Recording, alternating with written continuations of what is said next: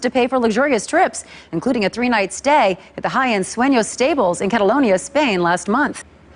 North released a statement yesterday claiming he only spent time with the horse twice while conducting research for his anti-gay marriage project. This is the Onion News Network.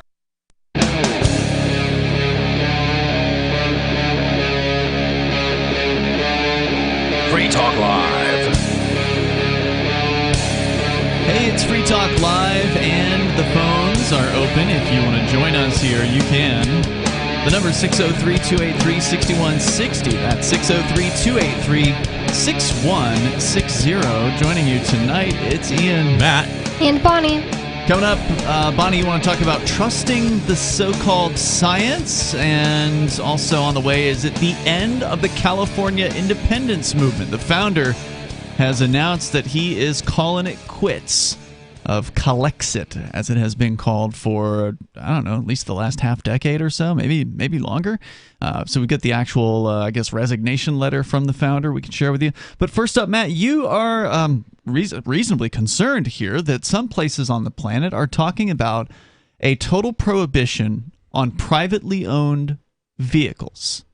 This is happening already, or is this just they've talked about it for a few years now in places like England, but this year the English government has renewed its shouting about it, and it's a louder shout than usual. And it's the excuse that London is so packed with cars. I remember a few years ago that it was in the news that they were planning on charging people for coming into London during like certain times of the day. Yeah. That you'd have to pay a higher fee at whatever toll booths if you're coming in during business hours. But if it was at nighttime, the fee would be lowered or something like that. Well, I think that was just kind of one of those slippery slope, stepping stone kind of things. It's not an actual problem, really. One of their leaders over there, I can't remember what her name is, but she said that owning a vehicle is such a thing of the thing of the past, kind of thing. Like what you say, so 20th century is what she said. Okay. So 20th century is what her words were. But it's like, you can see where it's going, and they've been very, very noisy about it in their parliament there, and now apparently Germany is also joining in that, which is very surprising. And Germany is a very car-centric place. They got the Autobahn, right? The Autobahn. They got BMW. They got Porsche. They have Mercedes. I mean, it's major, Opel, huge car companies there. Volkswagen. I bet that their reasoning is going to be because we have public transport. But the thing about that is, what if you have a bunch of stuff to move? I've been watching this lady that goes and does cleaning of really dirty houses in Finland, and she said in one of her videos, she said, my car can't fit the water vacuum I usually use. And I was like, oh, I bet she has a tiny European car. Well, they're going to make exceptions for companies that need to do things, right? Maybe, and probably tax them to death as Truckers well. are still okay, but what if you're not a country or company? What if you're just moving your water vacuum to go help your mom clean her house? You need to hire somebody. It's ridiculous. In that case. It is totally ridiculous. And what's even more ridiculous is that China, well, not really a big difference. I don't know why I said China, but what I meant to say was California, which is basically the same difference. They're also chiming in on this. They want to get rid of the private ownership of cars. Now, are they talking about statewide? Because it's one thing to say, and I'm not saying I'm behind this at all, but it's one thing to be living in a place like New York City or London or San Francisco, where everything's built up, everything's close, relatively close. Like you can walk in a lot of these cities to go and get most of the things that you need. Like in New York City, for instance, most people don't own their own cars because it's crazy. Yeah, they don't care. The amount of money that you're spending to put that car in just a garage, to park the car, is insane. And so, like that, I get that. But if we're talking about prohibiting cars from the entire nation of Germany, that makes no sense at all. Like, what about the people that live out in the boonies? They don't care about that. I've said for a long time, when the war comes, it won't be a war like people think. It'll be a war between city people and country people. And the same thing's true in California. I mean, there's plenty of California that is not built up. They are already very nonplussed with the cities in California. The state of Jefferson has been the state of Jefferson for a long time. They want to be well away from those city folk and get rid of them. But is that what they're talking about doing? Is making it statewide that you can't have a private vehicle? These things are largely thought up by people who are from cities. Right. They have no frame of reference for what it's like to live outside of a city. And they end up becoming an absolute disease to people who don't live in cities. It just still seems so weird to me for California because I have heard that people from New York complained about Los Angeles because it's not walkable. So they have cities, but they're like huge cities. Yeah, they sprawl. They can't. Yeah. They can't. It's harder to do like subways and things because there's earthquakes. Oh yeah, exactly. So it's weird to me that it would be happening in California and not New York. Yeah. Well, hey, New York's going to follow as soon as LA says something. New York's going to say, "Yeah, me too." Hopefully, they just have realize for the last 100 years. Hopefully, they just realize this is stupid and give it up. Mm-hmm. They won't. Is this? I was just kind of looking for the story here.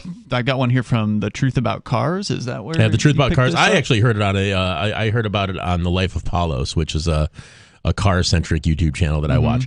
But the Atlantic Journal has reported on it, and The Economist has reported on it. The Telegraph has reported on it just recently. And if you Google it, there are references to the idea that go back into like 2014, 2015. Well, the greenies are going to love it. Oh yeah, well that's what's the big push is obviously going to fall back, and they're already I've got my eye on this V8 Camaro, and I don't really need a V8 Camaro, but I do kind of want bought a new car. I know, but I wrecked it on a deer the other day, so glad you're okay. I thank you. It was just a very, very little tiny deer. It did very little damage, but still, it ruined my brand new car. So now I would but anyway, that's a work car though. The car that the Camaro would be something that I could actually enjoy myself in. This is not basic transportation. This is something that has huge horsepower and a 6-speed transmission and handles corners nicely, and it'll be really fun to drive. The kind of thing they would absolutely ban from California. I mean, let's remind our listeners that a recent news item. This isn't a speculative thing. This isn't this might happen. It's passed. It's signed. It's going into effect. They have banned all gasoline-operated lawn equipment and generators in California as of, I don't know what year, but in the next couple of years. Which makes zero sense to me because Southern California gets tons and tons of sunlight, and solar energy seems like a no-brainer there anyway, which means I think they could have incentivized people in some other way, just using a logical argument with them, saying, look how good technology's gotten with battery-powered stuff. You should try this out. Instead, but they still don't have solar-powered lawn equipment. But they could. I mean, there's nothing to set up a solar panel on your lawn or on your roof and have it plugged into a battery and charge your stuff off a battery in the house. I mean, I know lots of people right here in New Hampshire do it. Yeah. And you are the proud owner of a battery-powered lawnmower. It works I really wanted good. to try it out. I like it. I like it a lot. Great. But I don't know how long it would take to charge that battery off a solar panel. It wouldn't take very long at all, as long as you had your electronics right in your and you don't mow your lawn every day. I don't think anybody does. It would be just the same as plugging it into a wall outlet if you wanted it to be. I guess I don't know enough about solar and how efficient that they are. I understand they're probably better now than they ever were, but and in California, it's just like if I was in California, I'd be running a lot of stuff on solar. Well, you can't run a solar generator. I'm sorry. That's just not a possibility, and that's one of the things that they banned. Straight up banned. Yeah. So I think they're going to probably grandfather in existing equipment. Well, what else can you power a generator on then if they... Gas. Yeah, but you said that they banned gas generators, so just no generators? Or what else can it be powered with? Jesus, I don't even know. That's a good question. You could make alcohol.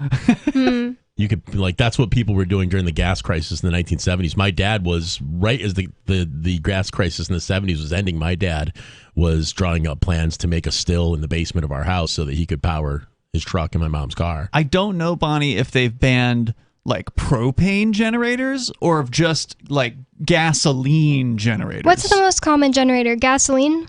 Probably the gas generator, because the typical generator is just somebody who grabs one, puts it in their garage, and they only bring it out whenever there's some sort of an emergency situation. And a lot of people have them hardwired to their house, so if the power goes out, they just kill the main switch and go turn on the generator that feeds the house so that the freezer doesn't turn off. We have a generator here on this property, and it is hooked up to propane. In that case. Yeah, the problem there is, as far as redundancy goes, is propane doesn't have a very good shelf life, and it requires a very specialized equipment to transport and plug it in and fill. You can't just dump buckets. Yeah, you can't fill that yourself. Yeah, you can't just go get a 5-gallon bucket of propane and dump it into the tank. So people are still going to be driving their diesel trucks to come fill it up? Yes. Yeah, exactly. 603-283-6160. Are they going to ban personal vehicles, which would include, I presume, also battery vehicles and hybrid vehicles, right? Like just a straight-up ban across the board on personally owned private vehicles, and could be coming to a city near you. More coming up. Are you tired of your taxes funding endless occupations around the world? Antiwar.com is run by people who understand that wars abroad become wars at home, wars on our freedoms. Antiwar.com is dedicated to bringing you the latest in news, views, interviews, and reviews from the top movers and shakers in the anti-occupation movement. Antiwar.com has it all, from thorough foreign policy analysis to interviews with whistleblowers who used to run the military-industrial complex. Anti-war, pro-free market. That's antiwar.com.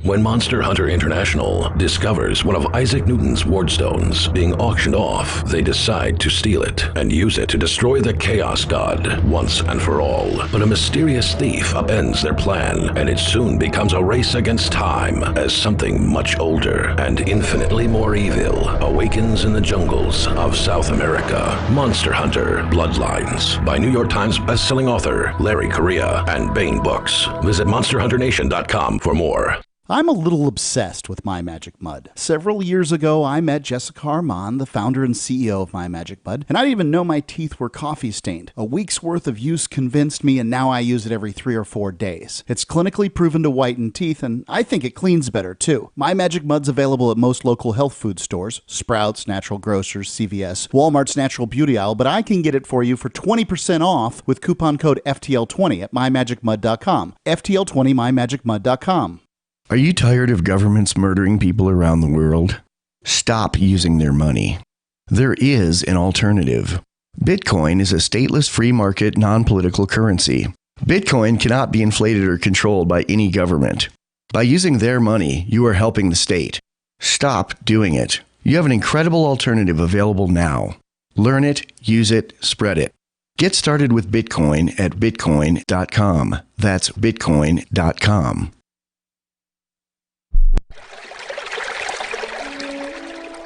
Fact.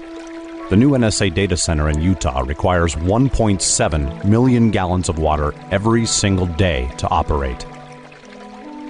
Billions of Fourth Amendment violations need massive computers and the water to cool them.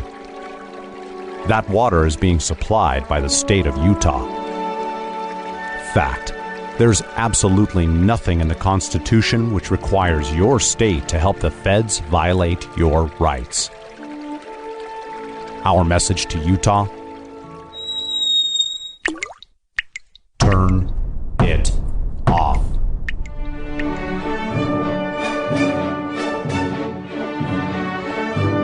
No water equals no NSA data center.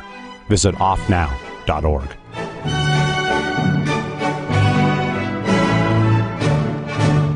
If you want to know the latest about Free Talk Live before we go on the air, all you need to decide is how you want it delivered. It's your choice. Visit news.freetalklive.com to receive our usually weekly news updates by email. Plus, we have a Twitter account at twitter.freetalklive.com, and you can follow us on the decentralized Mastodon platform at toot.freetalklive.com. So please follow us at toot.freetalklive.com and sign up for our emails at news.freetalklive.com.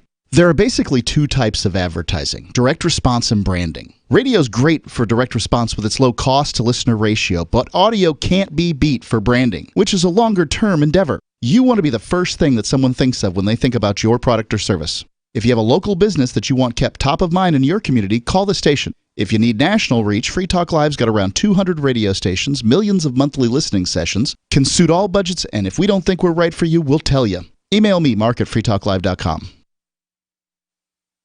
Yep, we still do email. Drop your email address in the entry box at freetalklive.com, and you'll be kept in the loop with Free Talk Live.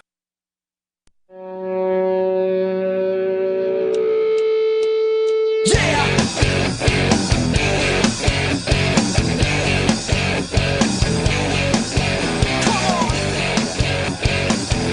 Free Talk Live. Phones are open here if you want to join us.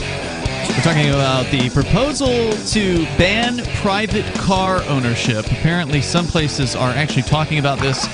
And if you want to weigh in, you're welcome to do that. 603-283-6160. It's Ian, Matt, and Bonnie in the studio tonight. 603-283-6160. And Free Talk Live brought to you by Bitcoin.com. It is a great place to get started learning about cryptocurrencies like Bitcoin and Bitcoin Cash. You can go there now, click Get Started at the top of the page, and you'll find some good introductory information there. The first video, I think, is about 3 minutes long, so you don't have to invest a whole lot of time, though you certainly can.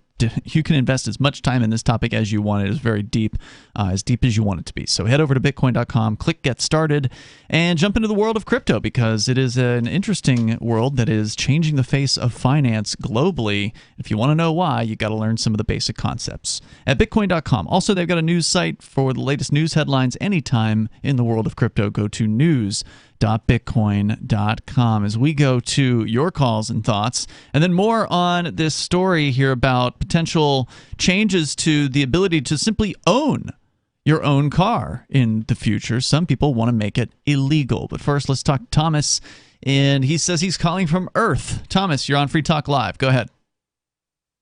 Oh, well, good day, gentlemen. Thank you so much for taking my call. There's a lady here, too, but go ahead, Thomas. What's on your mind tonight? Oh, yes, I'm sorry, yes. Okay, so in regards to responding to the title of the show, Private Car Ownership to be Prohibited, what I would like to state is that private car ownership has been prohibited for a very long time through a scheme that requires people, when they go to buy an automobile at an automobile dealership, they convert it over through a scheme and artifice to defraud by being at the finance department, and they ask you to sign a power of attorney to turn over the manufacturer statement of origin to the state, so the automobile can now be registered and become a motor vehicle. And a motor vehicle is intended for the transportations of, it's under Title 18, Section 31, it defines what a motor vehicle is. The term motor vehicle means every description or carriage or other contrivance propelled or drawn by a mechanical power and used for commercial purposes on the highways in the transportation of passengers and property or cargo. And what's different about that than a car?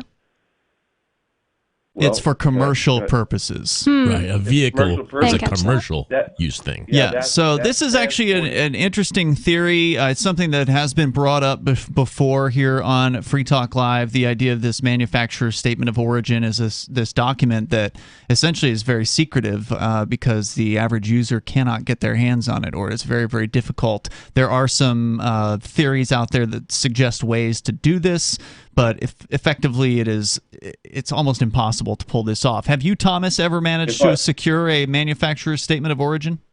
Absolutely. Absolutely, yes. How? Yes. When you go in to purchase the automobile, you have to discharge their obligation in full. You've got to pay in cash.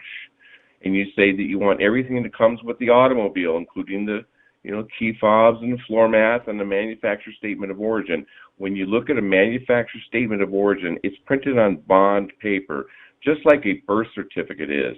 Under UCC 9-102, it defines what a consumer good is. A consumer good means goods that are bought or used for the primary or for personal, family, or household purposes.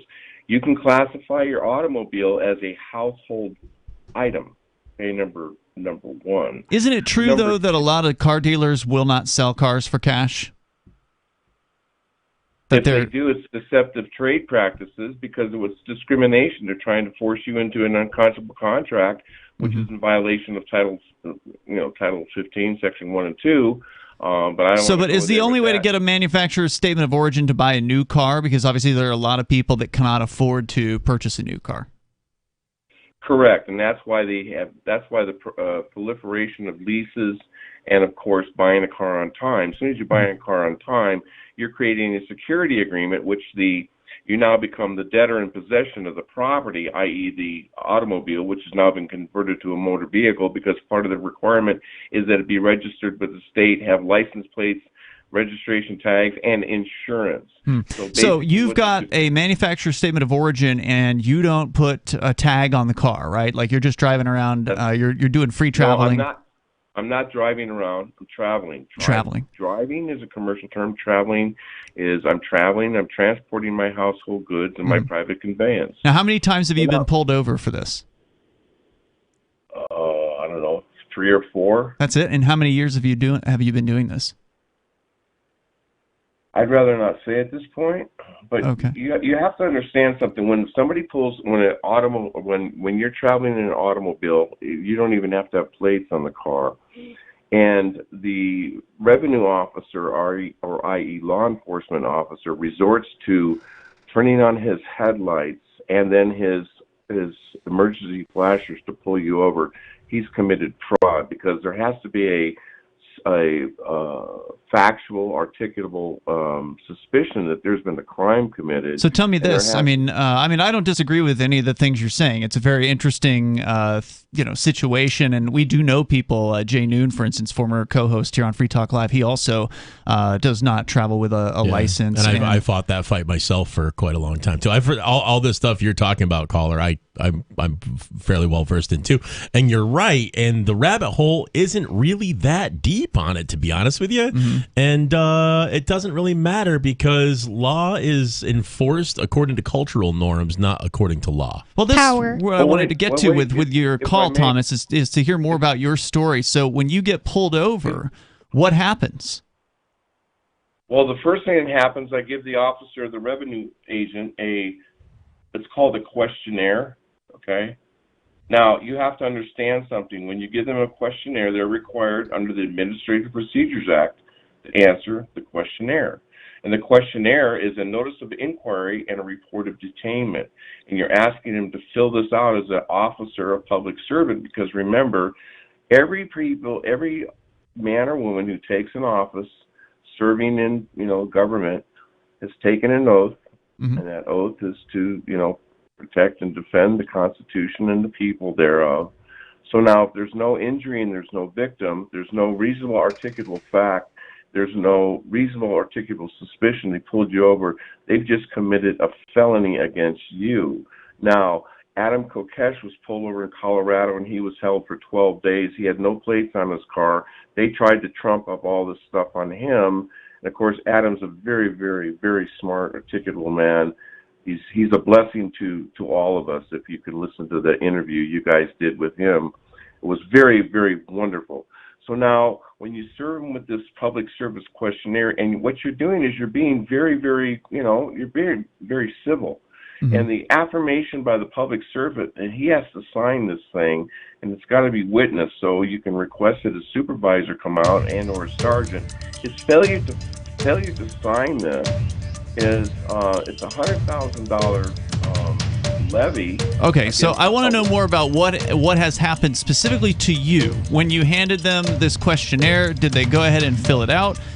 Or did they just, laugh and write you a ticket and, walk away? Did they put you in handcuffs? So I'm curious to hear more. Hopefully you can stick with us. More coming up here. This is Free Talk Live.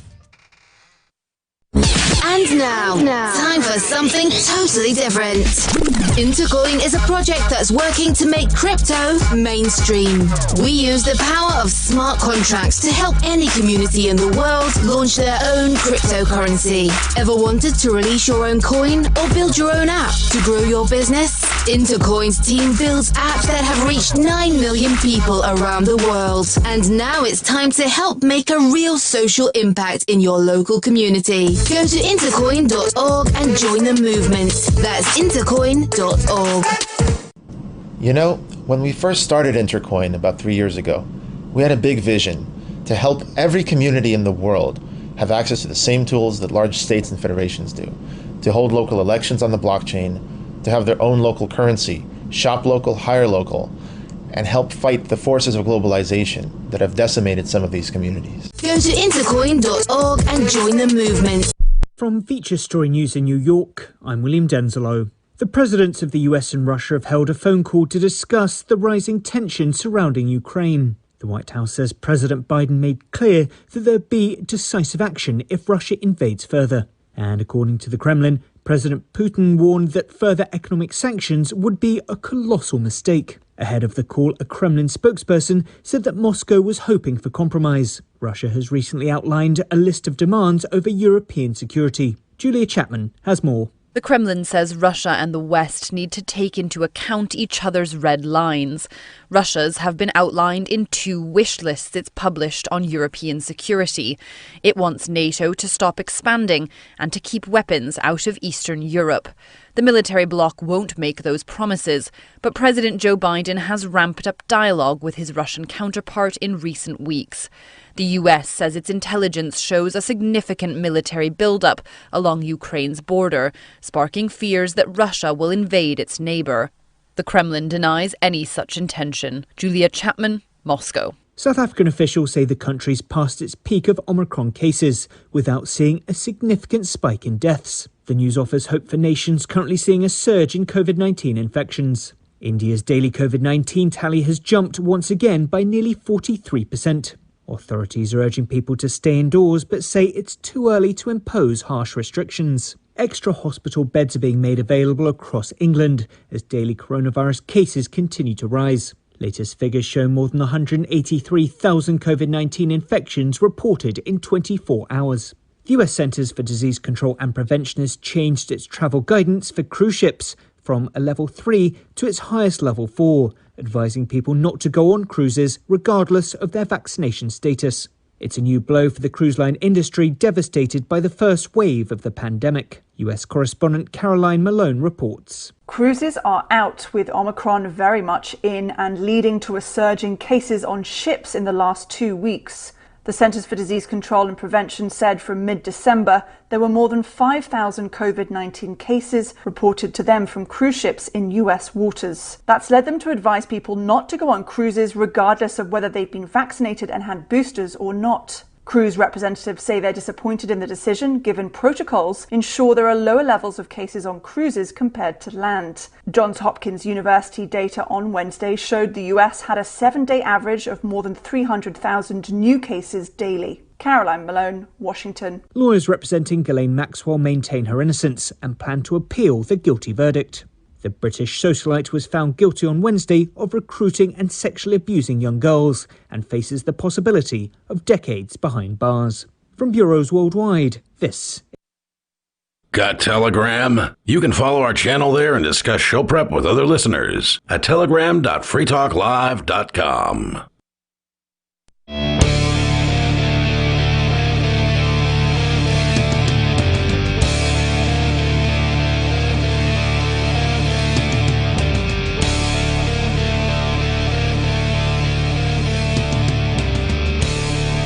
It is Free Talk Live. You can join us here. The number is 603-283-6160. That's 603-283-6160. With you in the studio, it's Ian, Matt, and Bonnie.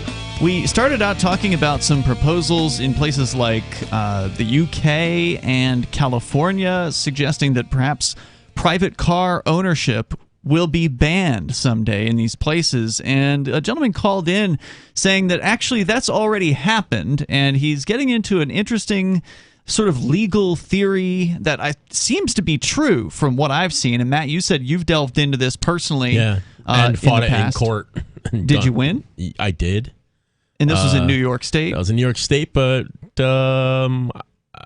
we have a very small town, and it was a very small town judge, and I was putting them on the ropes pretty hard about it. I was adamant, so he listened when I started going off the mouth about definitions and what they mean. And so you were driving around without a tag on, for he was instance? not a lawyer. Our judges in New York, just like elected? Our small, they're elected. And okay. So he was just some guy. They sent him away to how to be a judge school for 2 weeks, and they come back and they give us traffic tickets and stuff. So, arraign people on small matters and things like that, and the sheriffs drag them away. But what Thomas is telling us about here is the idea of the manufacturer's certificate of origin. This is this piece of paper that comes with a brand new car, except it doesn't for most people because they don't know about it. The dealer sends it over to the government, and the government issues what's called a certificate of title based on that. Of course, everybody knows what a certificate of title is who's had a car. they believe that that's their ownership. But what the point of that is it is certificate. A certificate is evidence of a thing, right? That if this thing exists. So the title exists. They basically create a legal fiction called a motor vehicle. Yeah, and so then you have to ask for permission to operate this thing, which they have this crazy legal structure that says it's all commercial, which means that you're operating a business, and it gets, it's a little deep. And it's true, at the end of the day, it doesn't really matter because the cop is a very average-brained human being who has only studied law to the extent that he's been told what to think. Right. And they're going to enforce that, and they're going to shake their head at your legal mumbo jumbo, and then they're going to go take you to a judge and say he'll figure it out. Well, that's why that judge is going to shake their head at the legal mumbo jumbo because they don't understand it either. Never heard of it before. Yeah, that's why I wanted to hear more from you, Thomas, about your actual experience in this, because you say you've been doing this for some amount of time. You won't tell us how long, but you say you've been pulled over 3 or 4 times. So of those 3 or 4 times, you said that the officer, you present them with a questionnaire. You say that there's some sort of law that says they have to fill it out. And I'm just going to guess that most of these officers, they don't believe you on that. And but what's your experience been? What happens when you hand them this piece of paper as they pull you over for not having a tag? On a couple of times, they've gone back to their car. They sat in their car for 4 or 5 minutes. They come back. They hand the piece of paper back and say, "Have a good day, sir." So they didn't fill it out. They just let you go. No, because the thing of it is here is that you have to understand something. This is under the Administrative Procedures Act, under Title V, and under that, under 2635.101, it talks about a public office as a public trust. These people are trustees. They have to allow you, okay, and this is recodified under 63C Amjur, 63C Amjur, Section 63, Section 241 through 247, public office is a public trust. So they have an obligation. And see, all these infractions are just ways for them to generate revenue because they've now, see, when you go to take that, you go to the Department of what? Motor Vehicles. And I just defined what a motor vehicle is. So you're confessing to them that you're engaged in some type of commercial activity, that you need their permission to transport your property or cargo and property or passengers. Remember, a passenger is somebody who pays Joe to take you from point A to point B.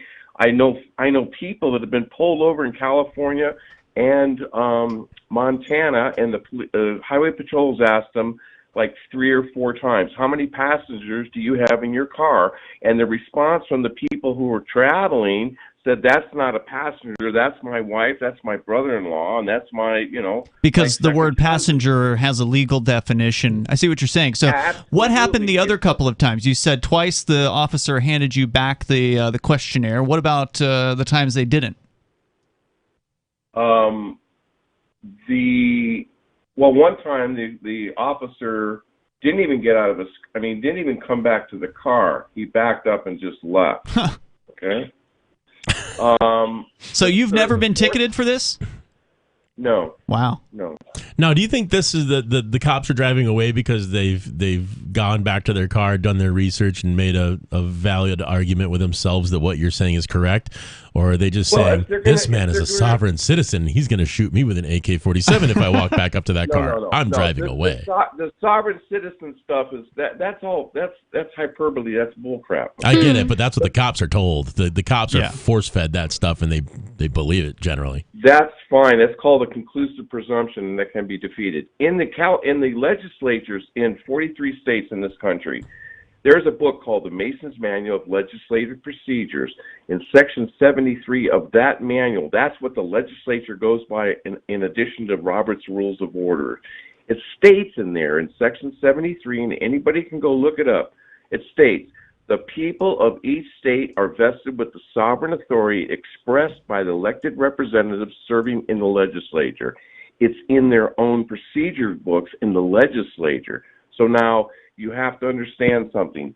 I'm going to give you 2 more things real quick. One of the cases called Shapiro versus Thompson, which is 394 U.S. Reports, page 618, Supreme Court Reporter 1322. All citizens must be free to travel throughout the United States uninhibited by statutes, rules, or regulations. Now, you go to U.S. versus Bishop, which is under Supreme Court case 412 U.S. 346. If you have relied on prior decisions of the Supreme Court, you have the perfect defense for willfulness.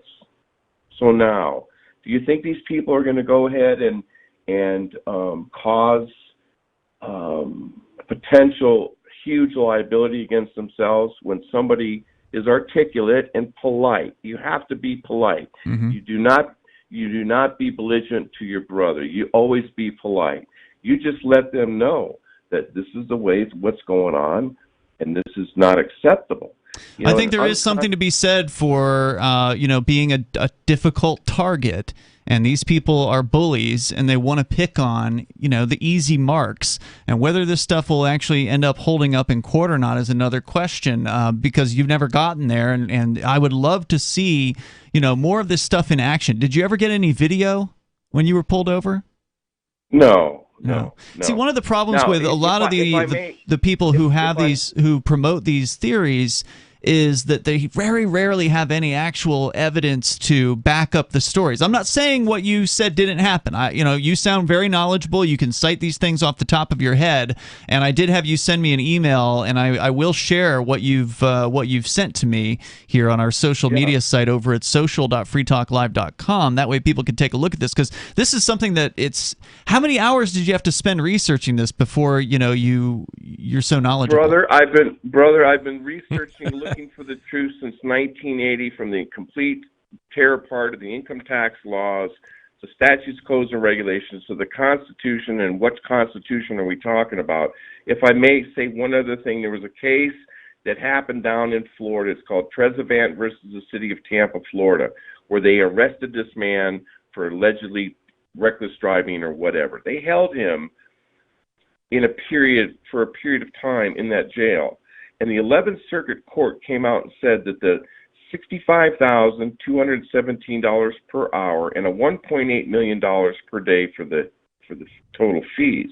Now, this went all the way up to the 11th Circuit, and they said in that case that these sums were not exorbitant at all. Wow. Okay? Feel free to call another time. Tell more of these stories. I find them to be absolutely fascinating. They are. I like revenue officer. Yeah, I want more people to have experience with this stuff, but it's like he said, he's been researching this for 40 years. Thanks for the call tonight. There's more coming up here. This is Free Talk Live. Why did you move to the Shire? I moved here to the Shire because there's other people around who take liberty just as seriously as I do. I moved to the Shire because I saw videos of people challenging authority and thought that I could get support myself. It called to me, like, do this right now. I wanted to be around people like me who got it, and once I got here, I knew there was nowhere else that I wanted to be. I've always wanted to change the world, so I moved to the Shire to join people who were actually working towards doing the same thing. The people here are awesome, loving, and positive. It was for the adventure and for the feeling of something important is happening here, and I just wanted to come to sort of be part of that. Visit ShireSociety.com to read and sign the Shire Society Declaration and learn the reasons why, if you love liberty, you should immigrate to the Shire. Plus, connect with others via the forum at ShireSociety.com. That's ShireSociety.com. Looking for a great real estate investment? Consider New Hampshire, which is ground zero for the Liberty Movement. Your first call should be to Mark Worden from Porcupine Real Estate. He's more than just a real estate agent. He's your New Hampshire concierge. Where are the best places to live? Do you want farm, city, the burbs, or forest? Do you want a duplex or multifamily building so that renters pay your mortgage? There are homes in all price ranges in New Hampshire, and Mark can help with financing too. Invest in liberty and property. Mark Worden can help. PorcupineRealEstate.com. There are lots of ways to listen to Free Talk Live. Our podcast has been around since podcasts began, and now the FTL feed is loaded with content besides our full show archives. Did you know that we make it easy for you to customize your podcast subscriptions? We have different feeds, one that includes only our full shows, one with just the Daily Digest, and our main feed that includes everything. You decide what you listen to. It's quick and easy to customize your feeds at feeds.freetalklive.com. That's feeds.freetalklive.com. So the protection of life, liberty, and property is what the Free State Project is all about. But it's an effort to move 20,000 people who understand. It's about demonstrating to the entire country that, yeah, we can have a free market, a truly free market. Making it just a freer, great place to live.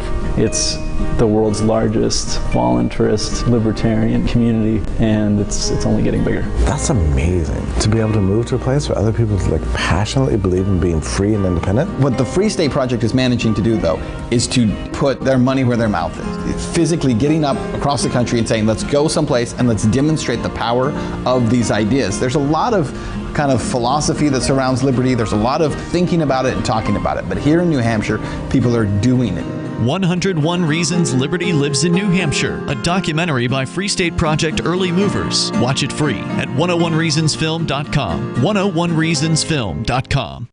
What if you want to hear the latest episode of Free Talk Live, but all you have is your phone, you forgot to download our archive, and you have no data connection? You can call our Listen line at 641-793-0191. That's a long-distance number, so you may incur charges. If not, listen as long as you want. 641-793-0191. The Free Talk Live Listen line, 641-793-0191.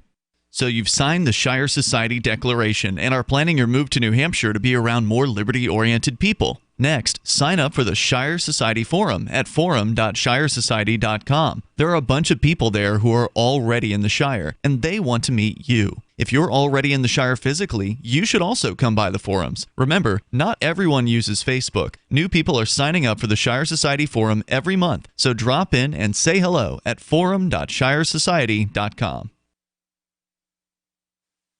Our Matrix server is about as free as internet chat can be. Join the existing rooms or create your own at chat.freetalklive.com.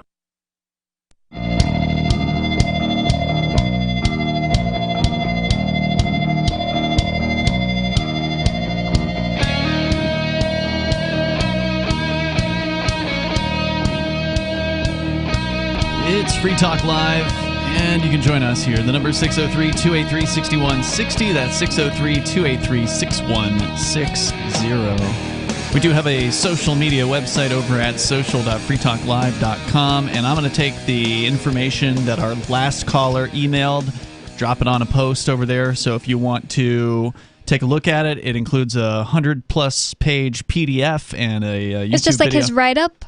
I don't know if it's from him. I think it's probably from somebody else. But it's got, a lot of citations of different court cases and things like that. And Matt, you said you went to court with this stuff, but it wasn't in front of a real, lawyer judge. It was in front of an elected judge, which is just anybody from, some politician from town doesn't necessarily know the law. And you were victorious in that case. And I'll say they did avoid me like the plague. Like they told me that it took about a year to fight that case. That case for me was a driving without a license case. I had a license that was expired by 6 years. Did the car have a tag on it? The car had some ancient license plates on it. I just never turned it. In New York, you're required to return your license plates when you're done with them. Or at least you were back then.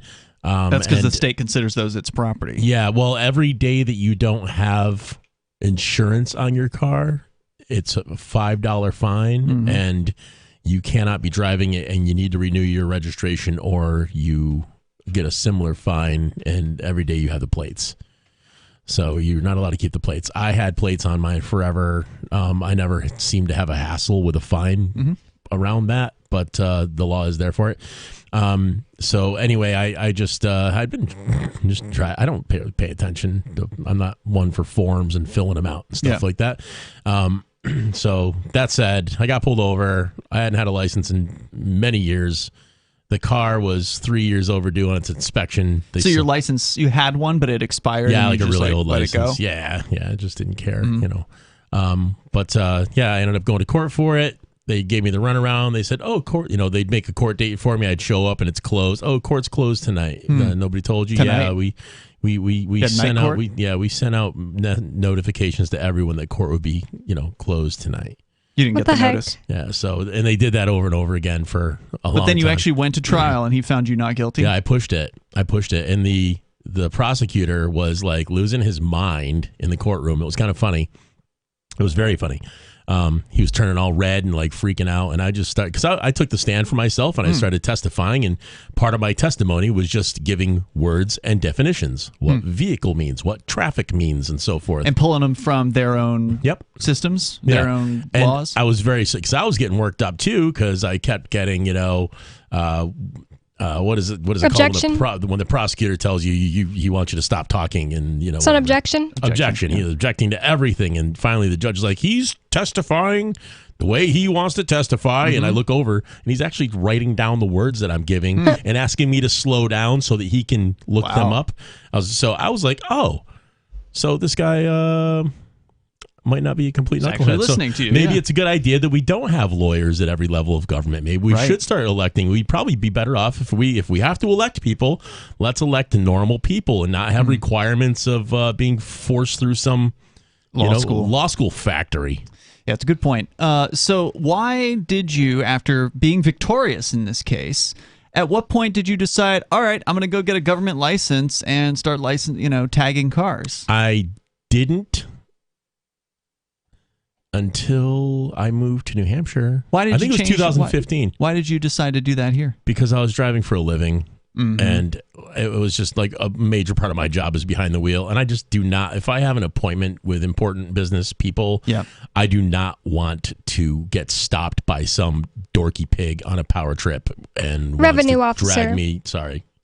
Well, and because, whenever I hear all of the freedom to travel activists, who I have an appreciation for, I've done some of this myself. I've never done like the insane level of research to be to where I can cite cases off the top of my head or anything like that. But in my studio here, there's a private plate that I had manufactured that has a phone number on it, and it has the Shire at the bottom. So it's not a state plate; it's a private plate. It's a fantastic looking plate. And I've driven with that on a car on more than one occasion, and gotten pulled over after some. Usually it's a couple thousand miles that I'll go before somebody will pull me over. I get hit with a misuse of plates charge on it. Even though it wasn't a state plate, right? And I forget what their allegation was. It probably had something to do with the fact that I didn't have a manufacturer's certificate of origin or whatever. Was that the only charge? It's the only charge I got. I can't. Did you pay the fine, or did you find it? No, I never pay fines. Right, that's right. I went to court. I was found guilty after trial. How are you found guilty? That's not a plate. That's not a misuse of a plate. That's not one of their plates. I think the argument was that if the car is registered, that it has to have a government plate on it or something like that. But with that plate on it, it's not registered, right? It's been a while since I've been in that case, but I'm pretty sure the idea is the car is registered. So the car is... It's titled. That's what I meant.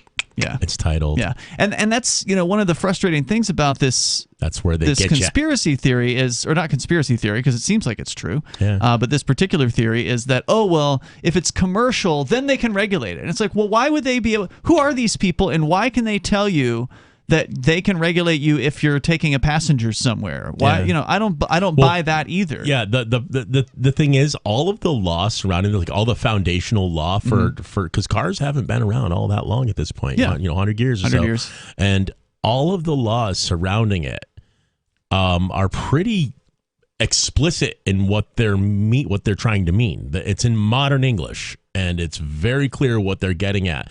And all the case law that surrounds those laws is also very plain English in what they meant, including up to the Supreme Court. Very, very clear. The term driver, everybody who drove a horse and buggy back in the day wasn't a driver. The driver was the guy who was wheeling wagon loads of goods. They were tractor trailer people of their day, so those are drivers. The average person using their buggy to get back and forth to home, or their wagon back and forth to their job. Just travelers. Just traveling. I want to go to Alu Axelman on the line here from Liberty Block. What's up, Alu? At libertyblock.com. Hey, Alu. Hi, how's it going? Hey, what's on your mind?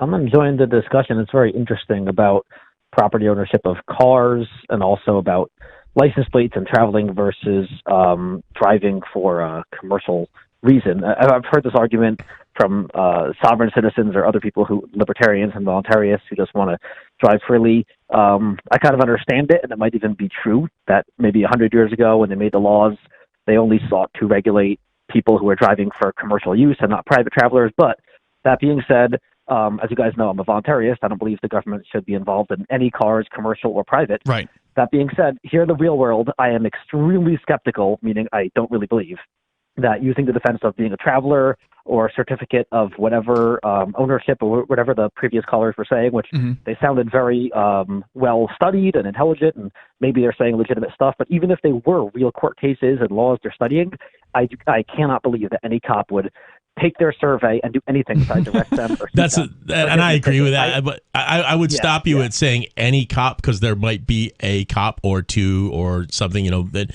it's not going to be because they read through it and understand. Oh, I'm in the wrong here. I'm going to drive. It's because they just want to deal with it. There were big words on paper. They know you look like a bad problem, and they're just going to walk away from that and just absolve. They don't want to deal with it. They want to get ahead of that curve. I think practically speaking, the one thing we could do is pass a bill. Obviously, the first thing we have to do is leave the union. So we either pass CACR 32 and get it on the ballot and vote for it to leave the union, because the federal government does regulate interstate commerce. And if you guys want to start citing fancy Supreme Court cases, look up Wickard versus Filburn. So Wickard with a W versus Filburn. That was a Supreme Court case decided a few decades ago that pretty much said under the Interstate Commerce Clause, the federal government does have the authority to regulate any commerce in the universe as long as if any involvement, even tangentially, has any interstate effect.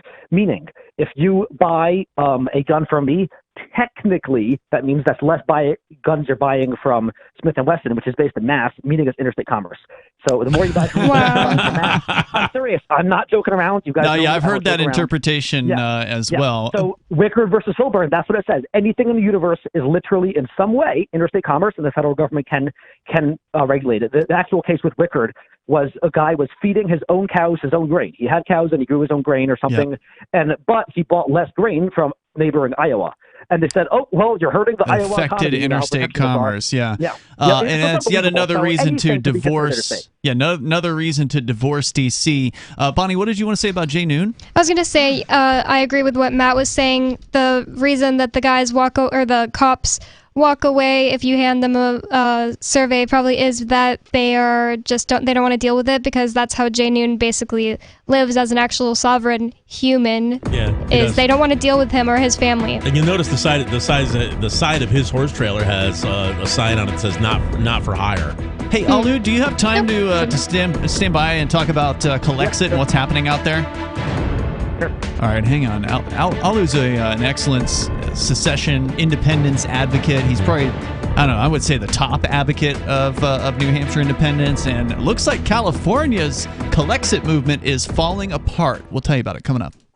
Tired of cancel culture? Sick of mega tech corporations holding an axe over your head? Join the LRN.FM Matrix chat server. It's self-hosted, so no one else can tell us what to do or say. Don't like the existing channels? You can make your own. You can even connect into some of our channels from other Matrix servers. It's federated. For the full LRN.FM Matrix experience, though, you should join our server via the step-by-step instructions at chat.lrn.fm. Chat.lrn.fm. Do you feel like your nation, state, or community no longer holds your values? Have you dreamt of a place where people agree that liberty is important and are free to pursue their projects so long as they respect the property of others? There are many people just like you that are discovering freeprivatecities.com. Their social media links are at the upper right of the page at freeprivatecities.com. All skill levels will be needed when the first of the Free Private Cities opens. It's sooner than you think. Stop arguing and build. freeprivatecities.com.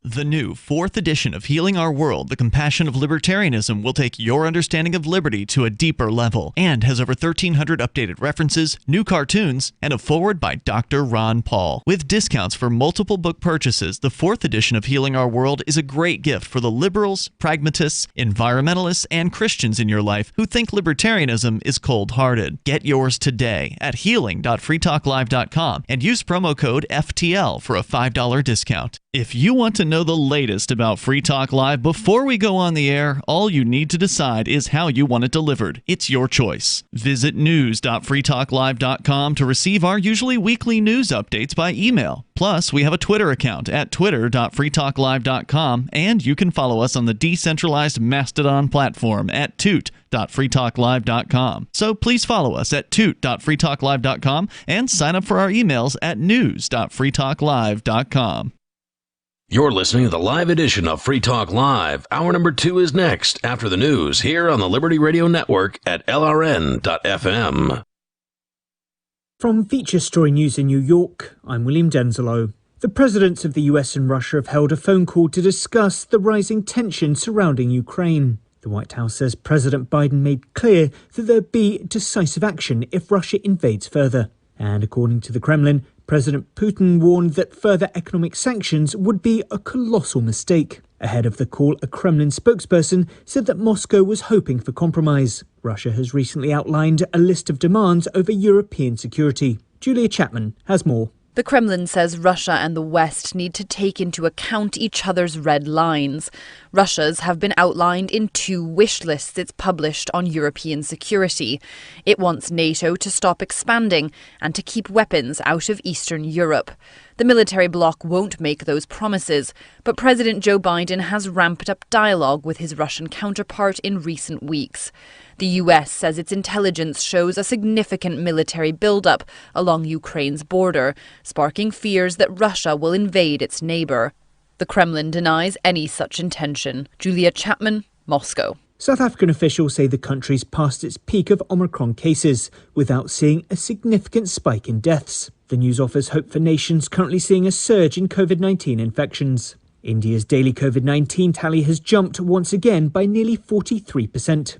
Authorities are urging people to stay indoors but say it's too early to impose harsh restrictions. Extra hospital beds are being made available across England as daily coronavirus cases continue to rise. Latest figures show more than 183,000 COVID-19 infections reported in 24 hours. The US Centers for Disease Control and Prevention has changed its travel guidance for cruise ships from a level 3 to its highest level 4, advising people not to go on cruises regardless of their vaccination status.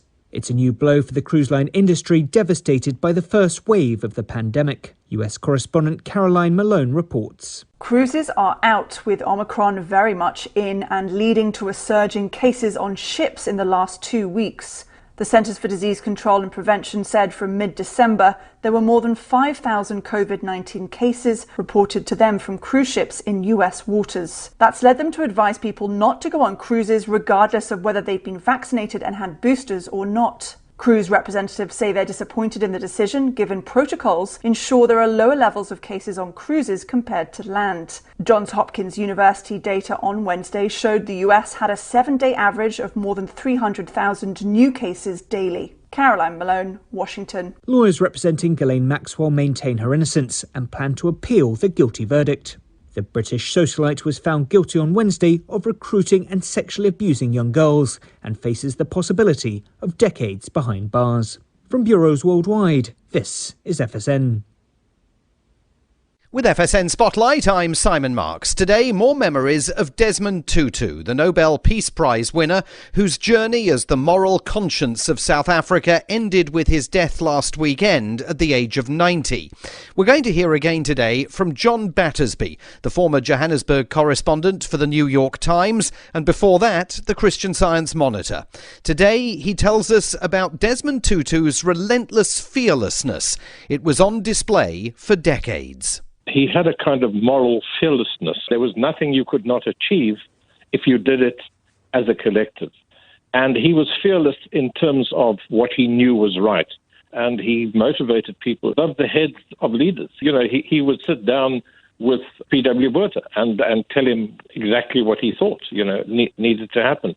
And indeed, when things started going wrong in post-apartheid South Africa with the corruption and former President Zuma and so forth, he spoke out as convincingly and as with the same kind of commitment against what they were doing as he had with the apartheid leaders. That kind of candour led Archbishop Tutu to play a crucial role in the 1980s when Prime Minister Margaret Thatcher and President Ronald Reagan were, he believed, failing the black majority in South Africa. Tomorrow we'll wrap up our remembrances by listening to Desmond Tutu in his own words. With FSN Spotlight, I'm Simon Marks. FSN is an independent source of news for TV, radio and digital networks worldwide. You can find more of our minute-by-minute updates on Twitter. Follow us there at Feature Story. And we have a wealth of audio and video stories from our global news bureaus on Facebook. You can find us there by following Feature Story News. Stay tuned for further updates right here. But for now, that's the latest Feature Story News. William Denzelo reporting. According to a new report released this week by the Pew Research Center, a rising number of weak, emasculated men are working as stay-at-home dads, with a steadily increasing number of feeble, pathetic fayboys choosing to spend their days cooking, cleaning, and performing other submissive duties. Well, our findings indicate that more and more pussified half-men are not going to work, and instead are embarrassing themselves by purchasing groceries, packing children's lunches, and denying all aspects of their masculinity on a daily basis. The Onion spoke to one of these effete, pathetic excuses for men to get his response on the new report. I love being able to stay home with Angela. I mean, it's a lot of work, but I wouldn't trade it for anything in the world. What a f***ing pussy. For more on this story, check this week's Onion Review. This is the Onion News Network.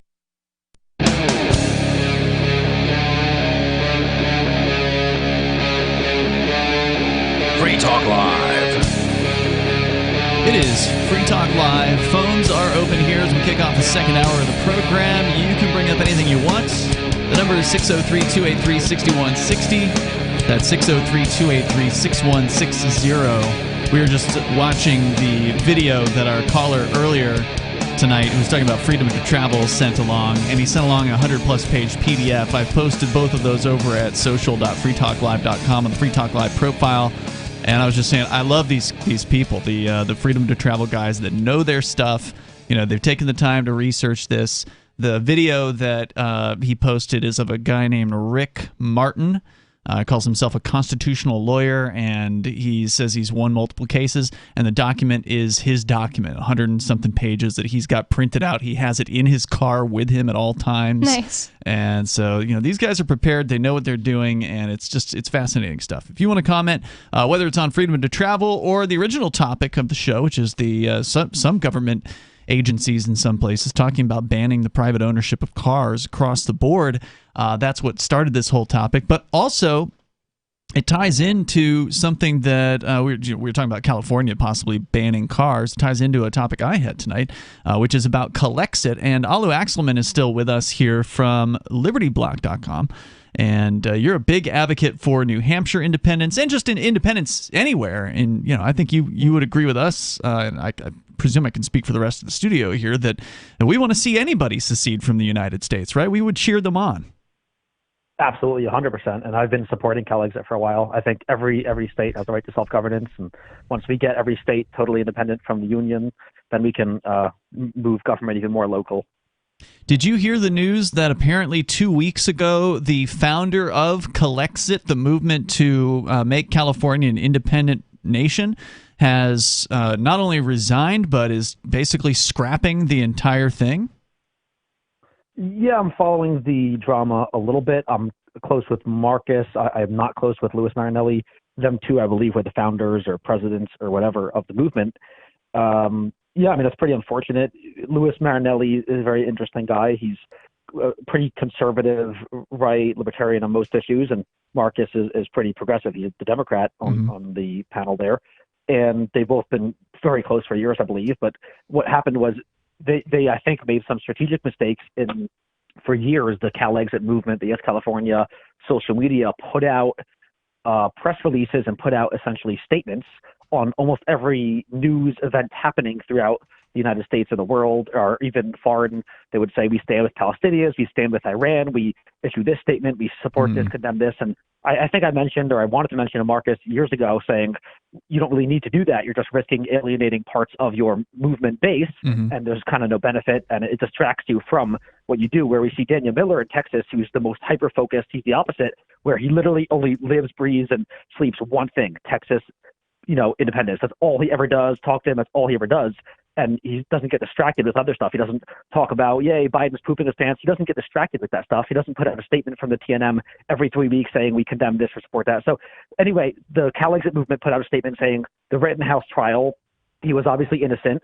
we support the decision. And that was put out by Louis Marinelli, who's conservative and supports the decision of self-defense of Kyle Rittenhouse being acquitted of homicide because it was self-defense. And of course, Marcus got upset by that because he did not agree with the decision. He thought it was murder, and he knew that all the Democrats, which is the majority of Cal exit proponents, thought it was murder. So he got upset at Louis Marinelli and said, please take down that tweet or something.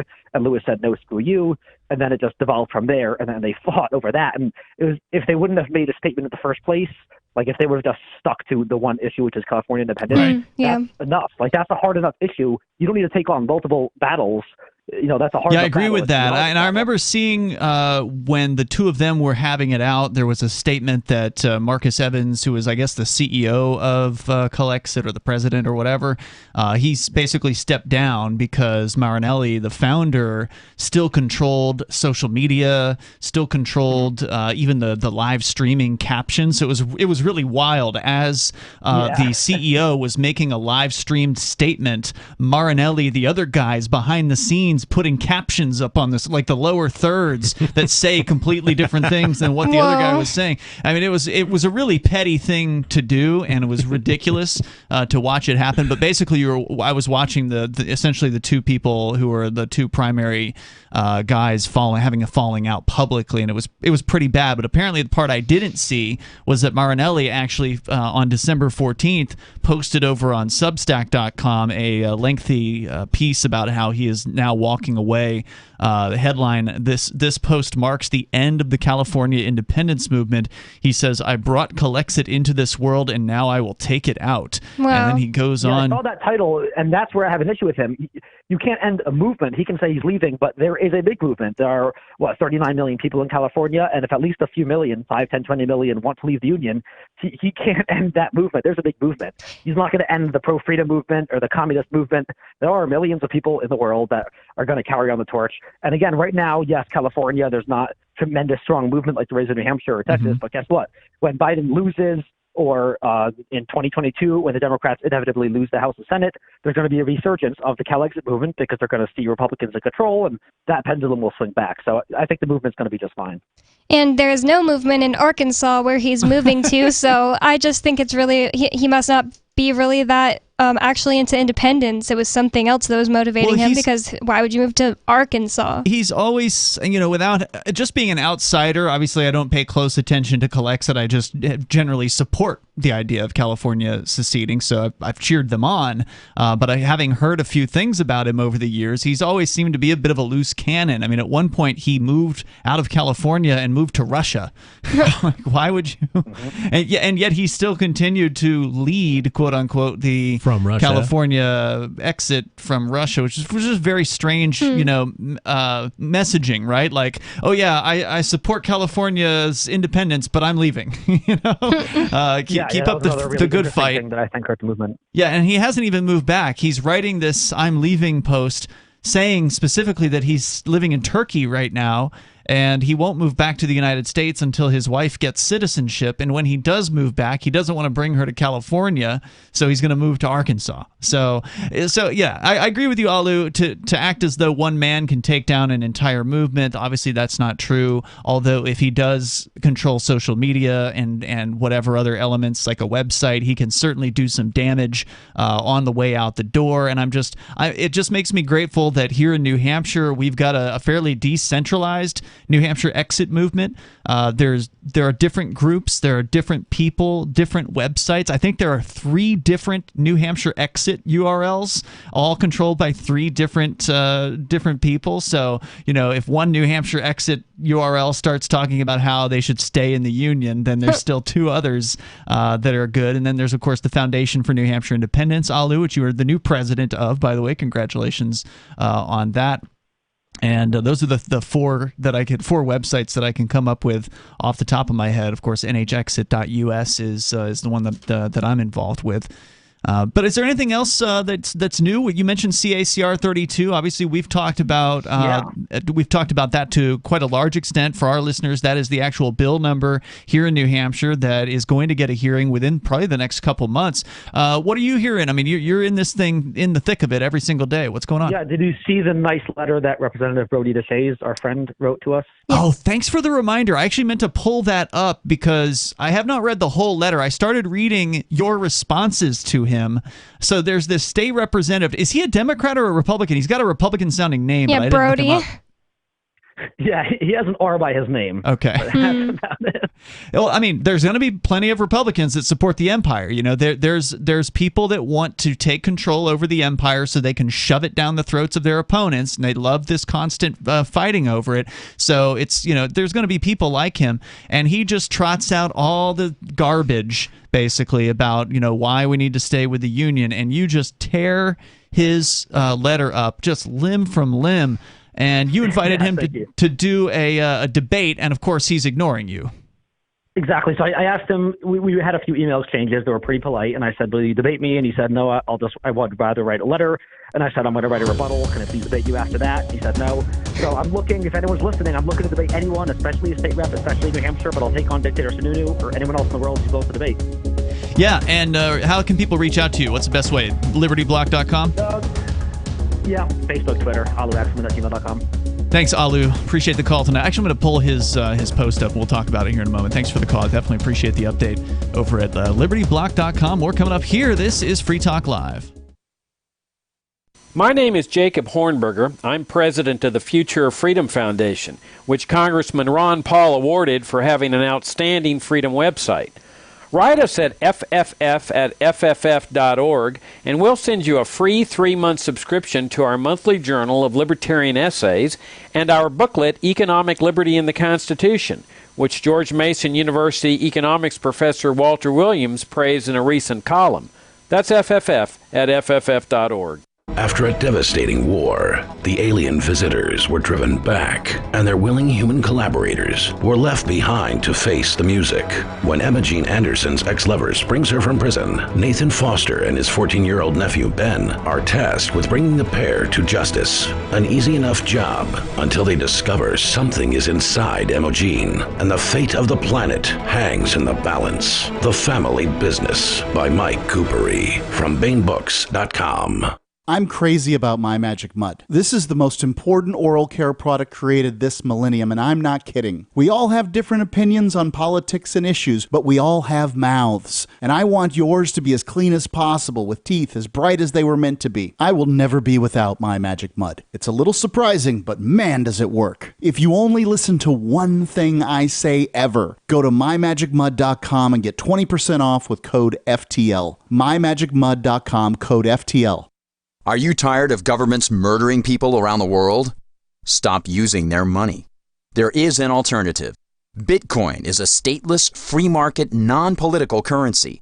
Bitcoin cannot be inflated or controlled by any government. By using their money, you are helping the state. Stop doing it. You have an incredible alternative available now. Learn it, use it, spread it. Get started with Bitcoin at bitcoin.com. That's bitcoin.com. Because we are smothering in spam, please do not reply to all when you can instead reply. I was recently among over 100 invited to a corporate reunion. It's always a warm affair, and that's the problem. Enthusiasm for our upcoming get-together caused many recipients to RSVP the organizer with a cheery reply to all. I can't wait. Then others piled on with a reply to all to that. Then the "I'm out of my office now" autoresponders joined in. So I replied to all, asking that we all reply only to the organizer. Hey, at least I tried. One invitee, apparently retired, shot back, "Point taken, but I really like seeing the responses since they're so positive." Smiley face. This better be an open bar. From survivalspeech.com, I'm Holland Cook. There are lots of ways to listen to Free Talk Live. Our podcast has been around since podcasts began, and now the FTL feed is loaded with content besides our full show archives. Did you know that we make it easy for you to customize your podcast subscriptions? We have different feeds, one that includes only our full shows, one with just the Daily Digest, and our main feed that includes everything. You decide what you listen to. It's quick and easy to customize your feeds at feeds.freetalklive.com. That's feeds.freetalklive.com. There are basically two types of advertising, direct response and branding. Radio's great for direct response with its low cost to listener ratio, but audio can't be beat for branding, which is a longer-term endeavor. You want to be the first thing that someone thinks of when they think about your product or service. If you have a local business that you want kept top of mind in your community, call the station. If you need national reach, Free Talk Live's got around 200 radio stations, millions of monthly listening sessions, can suit all budgets, and if we don't think we're right for you, we'll tell you. Email me, mark@freetalklive.com. You can stick it to the man and big tech. Join our FTL social mastodon at social.freetalklive.com.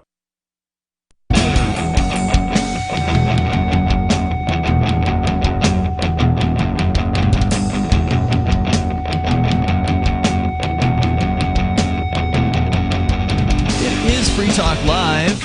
Phones are open here if you want to join us. The number is 603-283-6160. That's 603-283-6160. We've been telling you about how Intercoin can help any business or organization launch their own currency or raise money using their own token.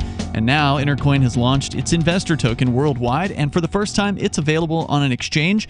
You can create your own account over at xmarkets.com. It's exmarkets.com. With just an email address, you can keep your privacy intact. You can then trade dozens of different cryptocurrencies, including Bitcoin. For Tether, use the Tether to buy ITR, the Intercoin investor token. You can learn more about Intercoin's vision at intercoin.org, or buy or sell ITR on xmarkets.com. exmarkets.com. You just might be advancing the cause of liberty around the world. We can get back into, I'd said we were going to share the state representative who is really mad about the idea of New Hampshire declaring independence. Frantic. He was frantic. Frantic? Is that the actual? Yeah, it's probably a better word. That's how I like my state representatives, really. Well, we're going to get into it here in a moment, but first, Sarah is on the line in New Mexico. You're on Free Talk Live, Sarah. Yes.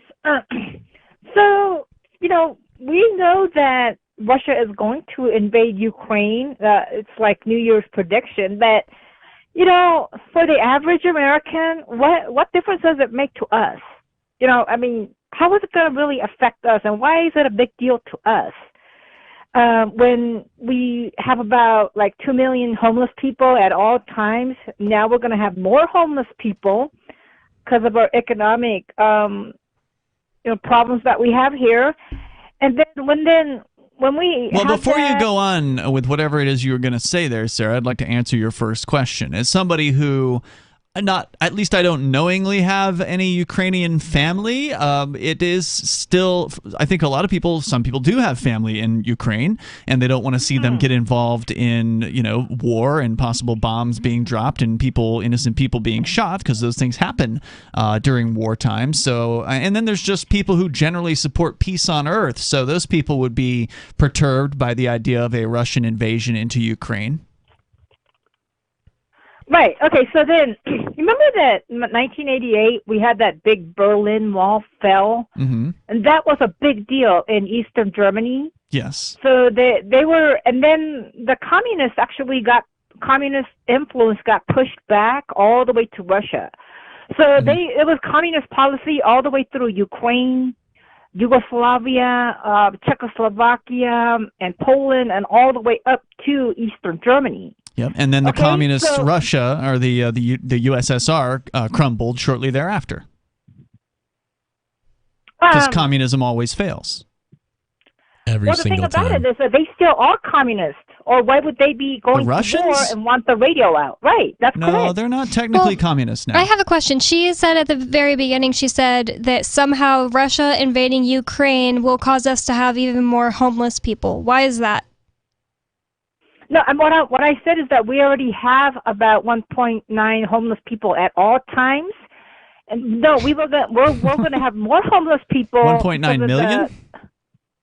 The 1.9, about 2 million at all times before. You mean in the United States, the whole U.S.? Right.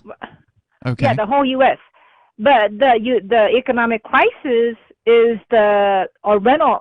I'm talking about our current, our government defaulting. Are you trying to say, Sarah, that you're not concerned with what's happening in Ukraine because there's too many problems here in the United States? Too many fat, lazy, homeless people in the United States? Well, I mean, that's what I'm talking about. Why would an average American be so concerned about Ukraine when we're going to? I don't think the average American is that concerned about it. I suspect the average American doesn't even know. Well, I mean, it's just very far remote because our rent assistance is going to get cut off pretty soon. Thank God. Okay. So how do you know about it? Did you hear something on the radio? We know you don't have the internet. So what is it that clued you in? I've been hearing about the radio, the news.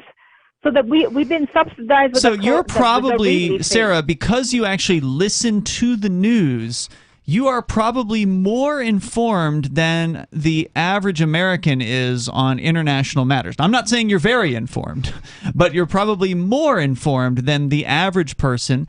The average person doesn't pay any attention to, world news. They barely even know what's going on in the United States. They probably can't tell you who the vice president is at any given time on average. And so you're actually much more informed. I would suggest if you hit the streets and you asked people which country is considering invading Ukraine, I bet you not even half of them would know the answer. Well, and then the reason for war is so that the United States, the Americans could figure out learning geography, right? Oh, no, yeah, that's not the reason for war, Ukraine. Sarah. The reason for war, okay, gotcha. But the reason for war is total domination of a people and a place. Now, are you saying you support this, though? Are you supporting She the said that before. Yeah. She said that she hopes that they invade Ukraine. She hopes Ukrainians die. I just want to hear from her. So, but she did say that. Okay, maybe she changed her mind. The thing is that, I do support this because it was under all of the so-called the Eastern Iron Curtain countries were influenced by the Soviet Union communists. It's always been that way for many, many years. But why do you support invading Ukraine? They're not a communist country, and neither if they is Russia. wanted to be, they could just be communist without Russia. And they're not doing that. So I don't understand what your point is. One of the things, to go back to your original question, one of the things that will definitely impact the average American is that our military will have to go to fight people if this happens. That's what Biden is basically setting up, that we're going to send troops to Ukraine or Russia or whatever if this happens. That would be really bad if that would be very bad for the average person. That's possible World War III right there. Well, then why go out and fight for it when all you're doing is fighting for the capitalists? You're better off being on the side of the communists. Because it's a system without. No, you're better off being on no side. You're better off being, Switzerland and being completely neutral in these cases and not taking any side, Sarah. Why would you want to support violence? I mean, it's sick. Well, because the only way that the capitalists share their money is because of violence. They don't give up their wealth. Why do you care about their money? You don't make money. She wants to steal people's money. Well, think about it. What I'm on, disability, welfare, it's a communist program. It is. You're right about that. That's true. Well, I would wind up on the street starving and freezing to death. Or you could figure out how to go get a job. Well, I have mental illness. It's hard. You don't know me. Well, you obviously I think all communists have a mental illness. That's a no-brainer. But if you're I hear you once a week, at least once a week. No, every day. Well, he's only here once a week. I'm only here once a week, but and I sometimes hear also on other shows when she calls in that I listen to. You're a smart person, Sarah. You might have a mental illness, but you're a smart person. I hear you talking. You are more than smart enough to come up with a good or a service that you can offer your neighbors in exchange for something. She could easily do. You don't have sex. to be. Oh, totally, totally. She'd be great at it. Yeah. Well, you know what? I mean, you just don't want to work, Sarah. You just don't want to. You want. You don't have to be even smart to just pour soup from a soup bucket into a bowl. Yeah, every restaurant everywhere is hiring. Totally. Right now. She could be a capitalist if she wanted to be and do well. She could, but she just wants to complain and she just wants to steal. If she didn't steal from other people, she would be starving on the streets, what she wants you to believe. Kill Ukrainians. Thanks for the call, Sarah. There's more coming up here. 603-283-6160. Your thoughts are welcome. Free Talk Live's video archives have been on Library for years. Library is an uncensorable, decentralized, blockchain-based media sharing protocol, and we're big fans of it here on Free Talk Live. In 2020, Library launched Odyssey, a video sharing website to compete with YouTube, and it's really taking off. Now with over 1 million channels, many of whom are disaffected YouTube creators. During YouTube's crackdown for not towing the government line on COVID, the Free Talk Live YouTube channel started receiving strikes and could be completely taken down at any moment. Thankfully, Odyssey started offering live streaming, so we're now streaming live every night and posting our video archives permanently to Odyssey. You can watch live or anytime on our Odyssey channel by visiting video.freetalklive.com. If you want to go all in, download the desktop app at lbry.com, and then every video archive you watch, you'll help seed and keep it online forever. At minimum, we ask you visit video.freetalklive.com and follow us on Odyssey today. video.freetalklive.com. From Feature Story News in New York, I'm William Denzelo. The presidents of the US and Russia have held a phone call to discuss the rising tension surrounding Ukraine. The White House says President Biden made clear that there'd be decisive action if Russia invades further. And according to the Kremlin, President Putin warned that further economic sanctions would be a colossal mistake. Ahead of the call, a Kremlin spokesperson said that Moscow was hoping for compromise. Russia has recently outlined a list of demands over European security. Julia Chapman has more. The Kremlin says Russia and the West need to take into account each other's red lines. Russia's have been outlined in 2 wish lists it's published on European security. It wants NATO to stop expanding and to keep weapons out of Eastern Europe. The military bloc won't make those promises, but President Joe Biden has ramped up dialogue with his Russian counterpart in recent weeks. The US says its intelligence shows a significant military buildup along Ukraine's border, sparking fears that Russia will invade its neighbor. The Kremlin denies any such intention. Julia Chapman, Moscow. South African officials say the country's passed its peak of Omicron cases without seeing a significant spike in deaths. The news offers hope for nations currently seeing a surge in COVID-19 infections. India's daily COVID-19 tally has jumped once again by nearly 43%. Authorities are urging people to stay indoors but say it's too early to impose harsh restrictions. Extra hospital beds are being made available across England as daily coronavirus cases continue to rise. Latest figures show more than 183,000 COVID-19 infections reported in 24 hours. The US Centers for Disease Control and Prevention has changed its travel guidance for cruise ships from a level 3 to its highest level 4, advising people not to go on cruises regardless of their vaccination status. It's a new blow for the cruise line industry devastated by the first wave of the pandemic. US correspondent Caroline Malone reports. Cruises are out, with Omicron very much in and leading to a surge in cases on ships in the last 2 weeks. The Centers for Disease Control and Prevention said from mid-December there were more than 5,000 COVID-19 cases reported to them from cruise ships in US waters. That's led them to advise people not to go on cruises regardless of whether they've been vaccinated and had boosters or not. Cruise representatives say they're disappointed in the decision, given protocols ensure there are lower levels of cases on cruises compared to land. Johns Hopkins University data on Wednesday showed the US had a 7-day average of more than 300,000 new cases daily. Caroline Malone, Washington. Lawyers representing Ghislaine Maxwell maintain her innocence and plan to appeal the guilty verdict. The British socialite was found guilty on Wednesday of recruiting and sexually abusing young girls and faces the possibility of decades behind bars. From bureaus worldwide, this. Don't miss a moment of Free Talk Live. Get our archives daily via our podcast at feeds.freetalklive.com.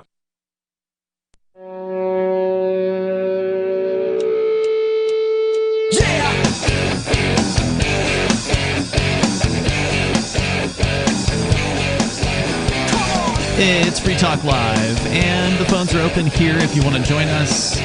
The number is 603-283-6160. That's 603-283-6160. Tonight, it's Ian, Matt, and Bonnie.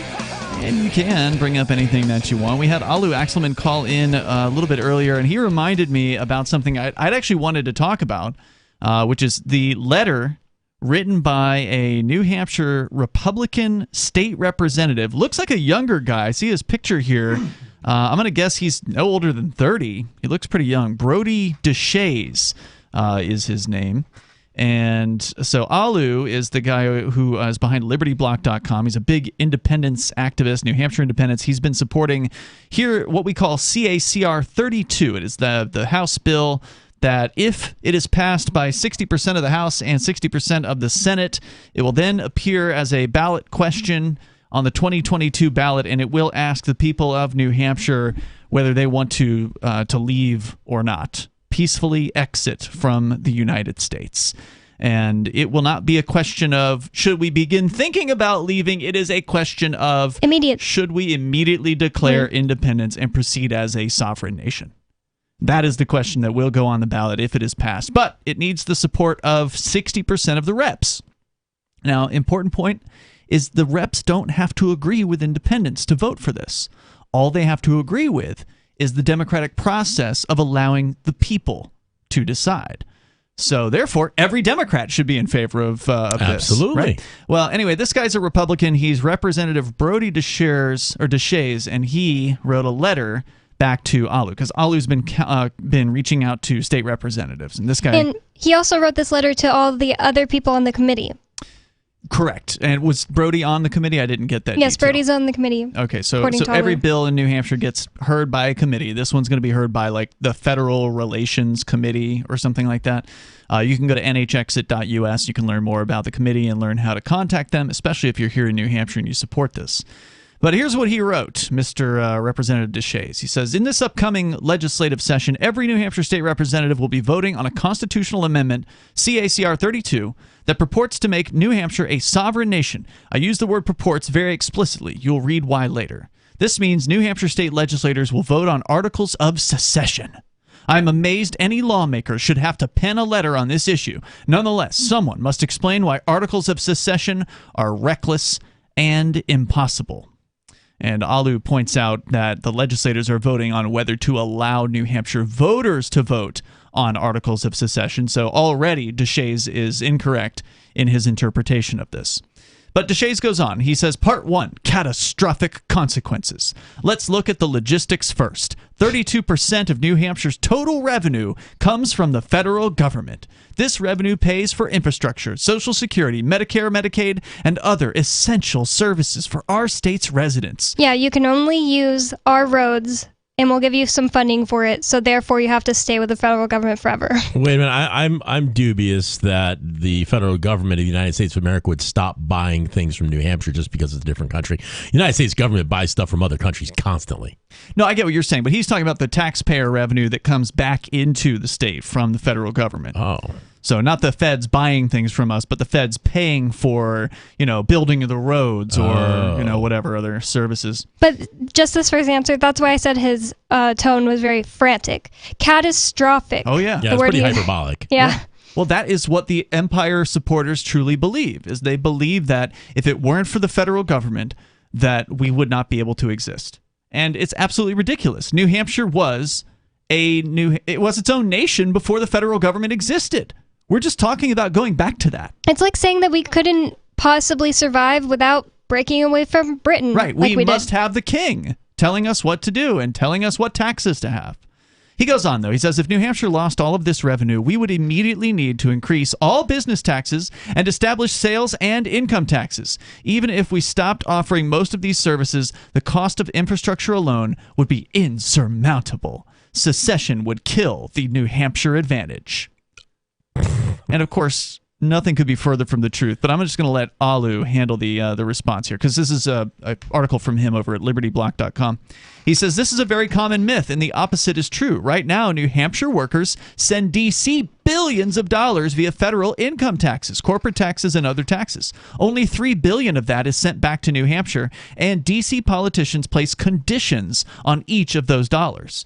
Once independent from D.C., the average New Hampshire worker may save around $20,000 to $50,000 per year because federal taxes would no longer exist. Perhaps equally important, all federal regulations, which cost the American economy over $2 trillion per year, would no longer exist in New Hampshire.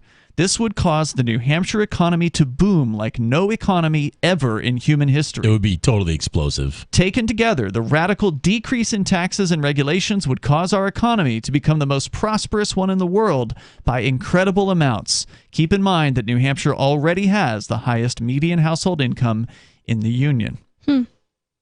So Deshays, the anti-independence representative, continues. He says secession would have a terrible impact on state-collected revenue. The state collects 34% of its revenue from business taxes and another 12% from the meals and rooms taxes, also known as our rentals tax. These two state taxes overwhelmingly make up our revenue stream and would be impacted if we left the Union. We would no longer have free trade within the world's largest consumer market. Our economy and state revenues would tank, forcing us to adopt sales and income taxes and kill the New Hampshire advantage again. Kill it again. Ali responds saying, few, if any, legislators or residents of New Hampshire would wish to cut off shoppers, visitors, and businesses from crossing our state border. Interstate trade would actually continue much like it does today. Would D.C. politicians embargo New Hampshire? I can't speak for them, but embargo is an act of war and would unnecessarily punish millions of people in New Hampshire and the rest of the Union, not to mention cutting off Maine from the Union entirely. If you believe D.C. politicians should declare war against us for leaving, that is all the more reason that we should leave, he says. And, I don't agree with Deshays' point here that, business taxes would go down. I'm not in favor of any taxes. I think all taxes should be abolished and we should have no state government either. But obviously that's not going to happen on the day that we declare independence from the United States. But the reality is New Hampshire would then become an international beacon of free trade at that point. Other places and other entrepreneurs and business would come rushing here. Full tilt. If the United States government were so short-sighted as to actually embargo or lock off the borders of New Hampshire, well, in that case, Canadian and international borders still exist in New Hampshire, and I suspect the New Hampshire port would be bustling at, multiple times the current rate. Mm-hmm. There would be a ton of business coming into New Hampshire, especially if we could keep relatively open borders here. Not that I will admit is going to be the major challenge that we face. Once we can get over the hill of actually declaring independence, then you're going to likely see the independence movement schism into the side that wants to close the borders and the side that wants to be welcoming to the rest of the world.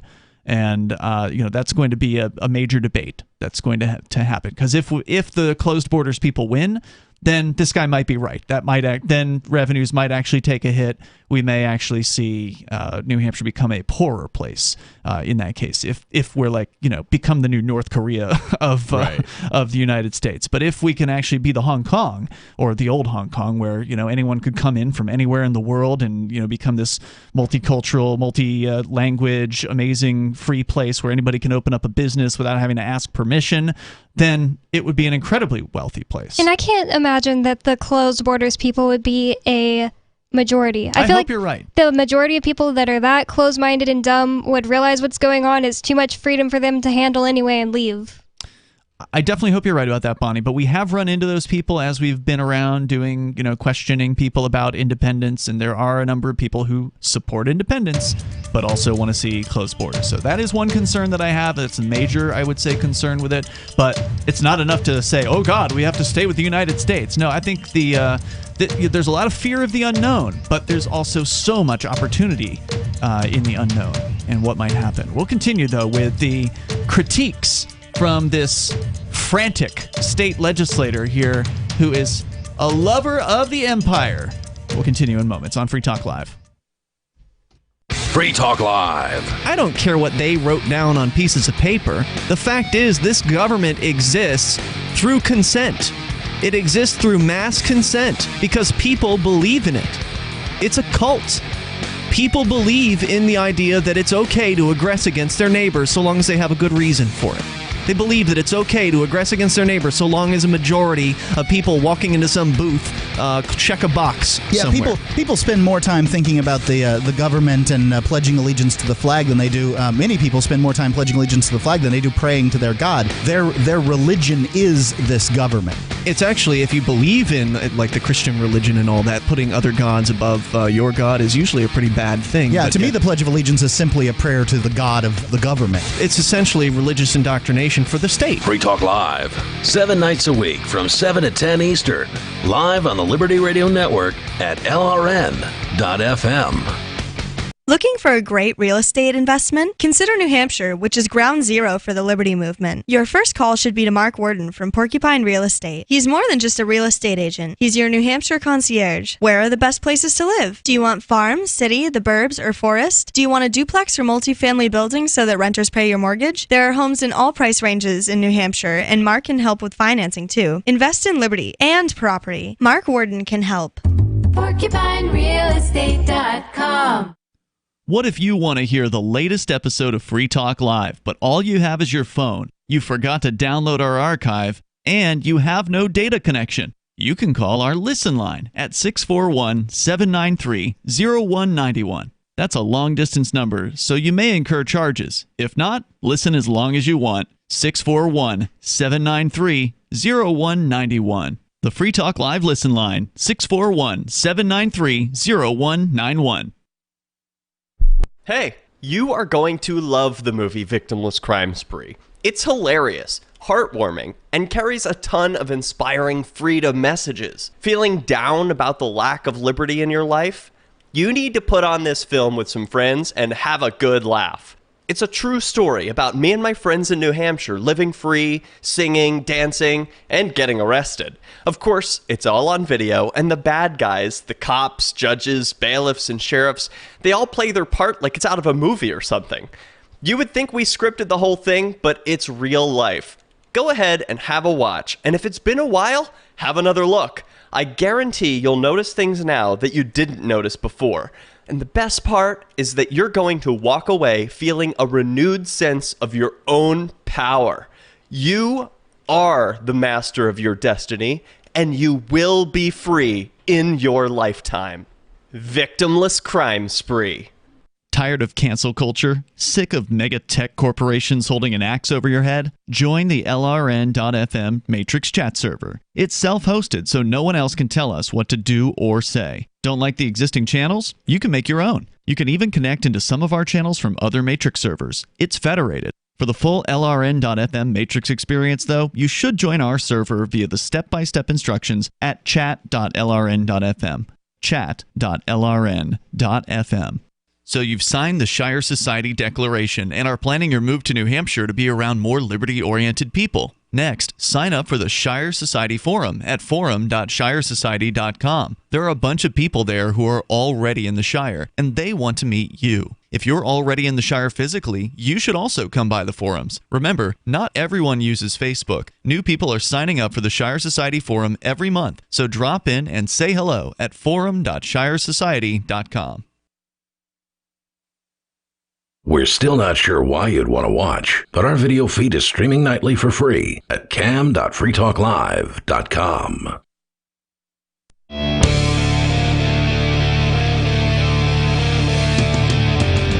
It's Free Talk Live. Phones are open if you want to join us. We're talking about independence for New Hampshire.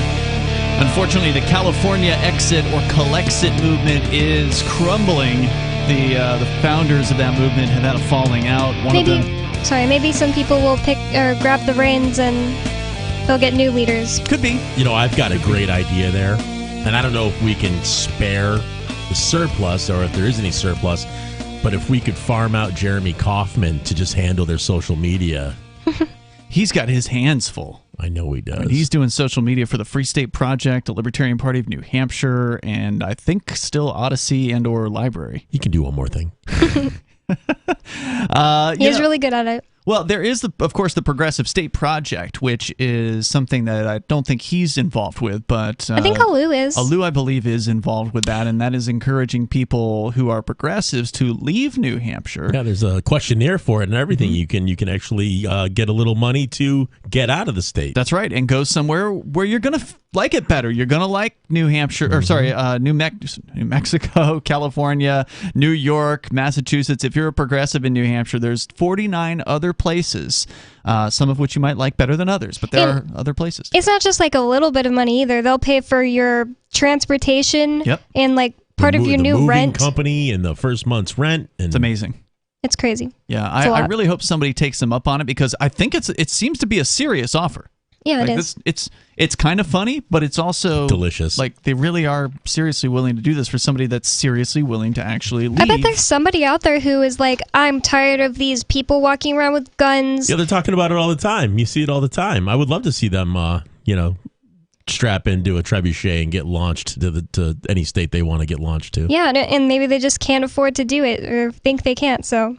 By the way, I want to say thanks to Scott, who is a Free Talk Live supporter. He has joined the AMPS program, stands for Advertise, Market, Support, or Advertise, Market, Promote, and Support. You can go to amps.freetalklive.com. Scott is a gold member over there at amps.freetalklive.com, meaning he's contributing $10 a month to the AMPS program. You can join as well. Get some cool perks, get some benefits. amps.freetalklive.com. We're reading an article from libertyblock.com where Alu Axelman just tears up a letter that was written to him by a state representative who is opposing. The state representative is opposing independence for New Hampshire. He supports the empire. He supports staying with the big government of the United States, yet he claims to be a Republican. And Republicans supposedly are all about small government. But you can tell the reality is a lot of Republicans are all about power and getting as much of it as they possibly can. A lot of people who call themselves, there's a lot of people out there calling themselves a Republican or Democrat who don't even know what that is. Yeah. They have no idea. Just gets them elected. Yeah, or they're a Democrat that likes guns, or they're a Republican that, likes whatever Democrats actually like, so they get the people are sitting on the wrong side of the aisle a lot, and a lot of people hate libertarians and don't even know what it is. They just know that it's a third thing, and that's a threat. I think that a lot of left-leaning people hate libertarians because they think that we are Republicans, and that's why I hate being called a Republican or thought of as a Republican a lot more than being thought of as a Democrat, honestly, because I can tell that that's the agenda. Their idea is, okay, to keep the left-leaning people who would possibly become a libertarian from ever becoming a libertarian. We'll just make these people look like Trump look-ins or whatever. A lot of the libertarians don't even know what a libertarian is, so it's that's clear. Yeah, but let me go on here. This is what Representative Brody DeShays, who calls himself a Republican, arguing for staying with the empire. He says that other nations would not recognize New Hampshire as a, quote, sovereign nation, unquote. We would become a destitute hermit republic. No one would be able to travel to our state, killing tourism, our largest industry, and we would lack the funds and infrastructure to protect our borders. Why does he think that nobody would be able to travel to our state? That's lunacy. It doesn't make any sense whatsoever. At all. Who would decide that, and do you know why? How many people will come here just because it's their first time to travel to a foreign country and they could just do it in their car? They think that was so funny and cool. They just go step across the border, buy some fireworks, and go home.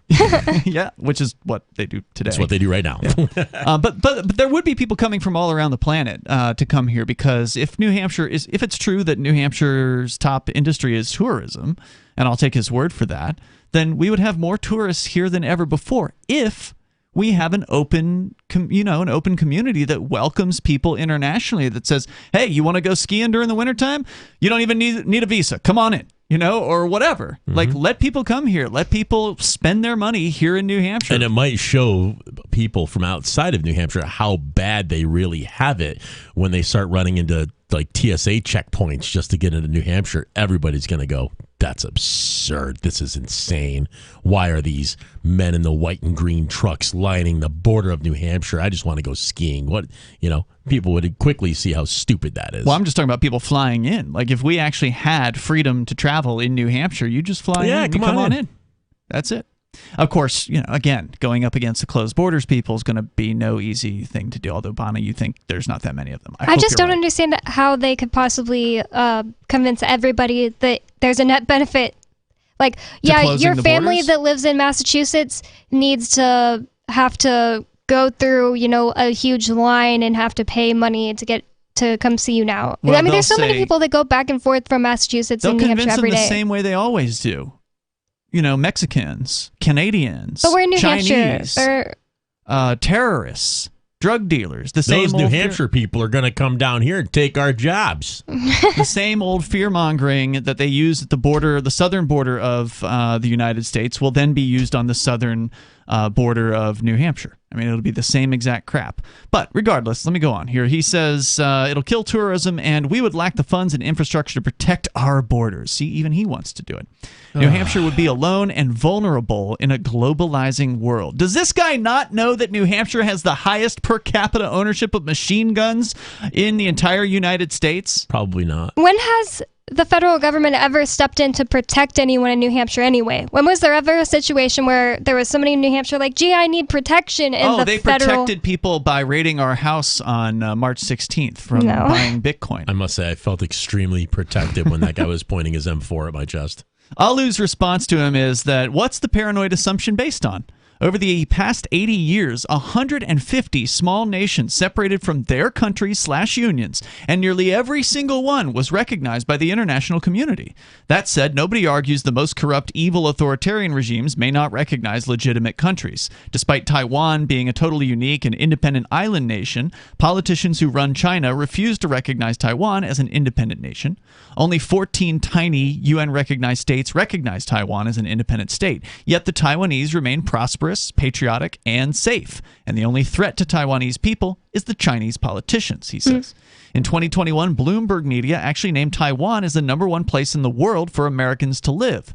The average income of Taiwan in Taiwan is over $16,000. It blows China's average of $4,000 something out of the water. If not for government gangs, free trade would obviously allow the Taiwanese and all other humans on Earth to be exponentially more prosperous. I mean, why would anyone think that New Hampshire declaring independence would mean that it wouldn't be recognized on the international scale? Is Britain not recognized as its own country since Brexit? Nope. True. I mean, that didn't happen. Right. People still recognize Britain as its own place.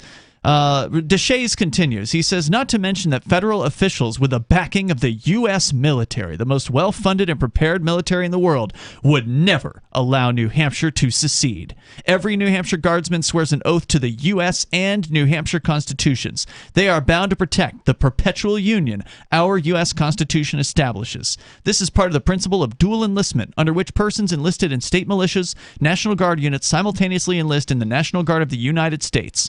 And when the National Guard units are called to active duty in the federal service, guardsmen are relieved of their status in state militia.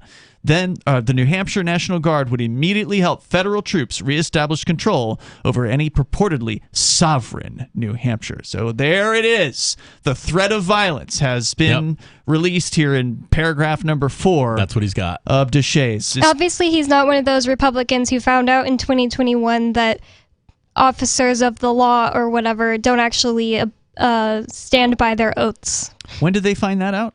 When the 9 got arrested, and they're like, "Why aren't you swore an oath to work for me, not the governor? What are you doing? Why are you arresting me?" You're talking about the 9 people that were arrested at just all the Republicans meeting. Who've been realizing that this year. Right? Yeah, he clearly believes that that might makes right. And that the U.S. government has the military might under its control, and that's all that it takes. Yeah, not only is he a sucker, he's a violent sucker. The bullies bullied us, and now we have to do what they say. Yeah, and he does, although I do wonder what would happen with the guardsmen. Would the New Hampshire guardsmen, the group of people who are actually likely from New Hampshire, actually turn their guns on their own family members? I think most of them are in the Guard in the first place because the federal government's giving them money to be so, and the state and federal government's giving them money. The money dries up. They'll probably just go form militias. We got more on the way here. The number 603-283-6160. You can take control of the airwaves. Hour number 3 is on the way. More from the pro-empire Republican coming up. If you want to know the latest about Free Talk Live before we go on the air, all you need to decide is how you want it delivered. It's your choice. Visit news.freetalklive.com to receive our usually weekly news updates by email. Plus, we have a Twitter account at twitter.freetalklive.com, and you can follow us on the decentralized Mastodon platform at toot.freetalklive.com. So please follow us at toot.freetalklive.com and sign up for our emails at news.freetalklive.com. Do you feel like your nation, state, or community no longer holds your values? Have you dreamt of a place where people agree that liberty is important and are free to pursue their projects so long as they respect the property of others? There are many people just like you that are discovering freeprivatecities.com. Their social media links are at the upper right of the page at freeprivatecities.com. All skill levels will be needed when the first of the Free Private Cities opens. It's sooner than you think. Stop arguing and build. freeprivatecities.com. The new 4th edition of Healing Our World, The Compassion of Libertarianism, will take your understanding of liberty to a deeper level and has over 1,300 updated references, new cartoons, and a foreword by Dr. Ron Paul. With discounts for multiple book purchases, the 4th edition of Healing Our World is a great gift for the liberals, pragmatists, environmentalists, and Christians in your life who think libertarianism is cold-hearted. Get yours today at healing.freetalklive.com and use promo code FTL for a $5 discount. There are lots of ways to listen to Free Talk Live. Our podcast has been around since podcasts began, and now the FTL feed is loaded with content besides our full show archives. Did you know that we make it easy for you to customize your podcast subscriptions? We have different feeds, one that includes only our full shows, one with just the Daily Digest, and our main feed that includes everything. You decide what you listen to. It's quick and easy to customize your feeds at feeds.freetalklive.com. That's feeds.freetalklive.com. You're listening to the live edition of Free Talk Live. Hour number 3 is next after the news here on the Liberty Radio Network at LRN.FM. From Feature Story News in New York, I'm William Denzelo. The presidents of the US and Russia have held a phone call to discuss the rising tension surrounding Ukraine. The White House says President Biden made clear that there'd be decisive action if Russia invades further. And according to the Kremlin, President Putin warned that further economic sanctions would be a colossal mistake. Ahead of the call, a Kremlin spokesperson said that Moscow was hoping for compromise. Russia has recently outlined a list of demands over European security. Julia Chapman has more. The Kremlin says Russia and the West need to take into account each other's red lines. Russia's have been outlined in 2 wish lists it's published on European security. It wants NATO to stop expanding and to keep weapons out of Eastern Europe. The military bloc won't make those promises, but President Joe Biden has ramped up dialogue with his Russian counterpart in recent weeks. The US says its intelligence shows a significant military buildup along Ukraine's border, sparking fears that Russia will invade its neighbour. The Kremlin denies any such intention. Julia Chapman, Moscow. South African officials say the country's passed its peak of Omicron cases without seeing a significant spike in deaths. The news offers hope for nations currently seeing a surge in COVID-19 infections. India's daily COVID-19 tally has jumped once again by nearly 43%. Authorities are urging people to stay indoors but say it's too early to impose harsh restrictions. Extra hospital beds are being made available across England as daily coronavirus cases continue to rise. Latest figures show more than 183,000 COVID-19 infections reported in 24 hours. The US Centers for Disease Control and Prevention has changed its travel guidance for cruise ships from a level 3 to its highest level 4, advising people not to go on cruises regardless of their vaccination status. It's a new blow for the cruise line industry devastated by the first wave of the pandemic. US correspondent Caroline Malone reports. Cruises are out, with Omicron very much in and leading to a surge in cases on ships in the last 2 weeks.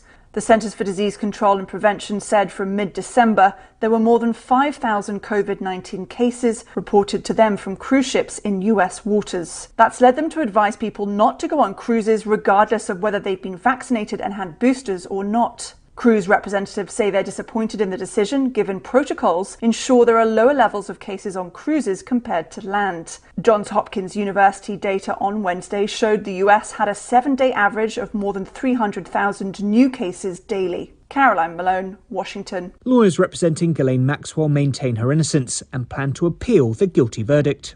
The British socialite was found guilty on Wednesday of recruiting and sexually abusing young girls and faces the possibility of decades behind bars. From bureaus worldwide, this is FSN. With FSN Spotlight, I'm Simon Marks. Today, more memories of Desmond Tutu, the Nobel Peace Prize winner, whose journey as the moral conscience of South Africa ended with his death last weekend at the age of 90. We're going to hear again today from John Battersby, the former Johannesburg correspondent for the New York Times, and before that, the Christian Science Monitor. Today, he tells us about Desmond Tutu's relentless fearlessness. It was on display for decades. He had a kind of moral fearlessness. There was nothing you could not achieve if you did it as a collective. And he was fearless in terms of what he knew was right. And he motivated people above the heads of leaders. You know, he would sit down with P.W. Botha and tell him exactly what he thought, needed to happen. And indeed, when things started going wrong in post-apartheid South Africa with the corruption and former President Zuma and so forth, he spoke out as convincingly and as with the same kind of commitment against what they were doing as he had with the apartheid leaders. That kind of candour led Archbishop Tutu to play a crucial role in the 1980s when Prime Minister Margaret Thatcher and President Ronald Reagan were, he believed, failing the black majority in South Africa. Tomorrow we'll wrap up our remembrances by listening to Desmond Tutu in his own words. With FSN Spotlight, I'm Simon Marks. FSN is an independent source of news for TV, radio and digital networks worldwide.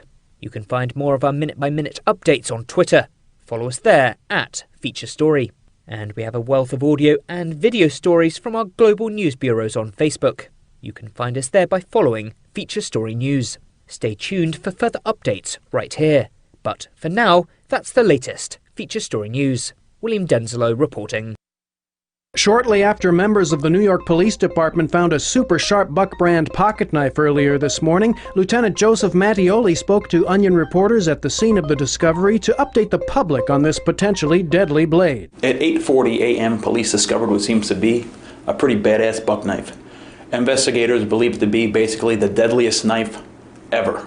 Mattioli confirmed that the pretty cool wood-handled knife has a clean edge and added that the blade must be, quote, at least like 8 inches long. At this time, we'd like everyone to be aware that there's probably a man out there with an eye patch and scars all over his face that has access to these knives, or maybe even a samurai sword. We urge people to be careful when approaching him because he may flip out and chop both your arms off before you even realize it. Following the announcement, Mattioli asked people to come forward if they had any information about the owner of the knife or if they just wanted to hold it for a couple of seconds. For more on this story, check this week's Onion Review. This is the Onion News Network.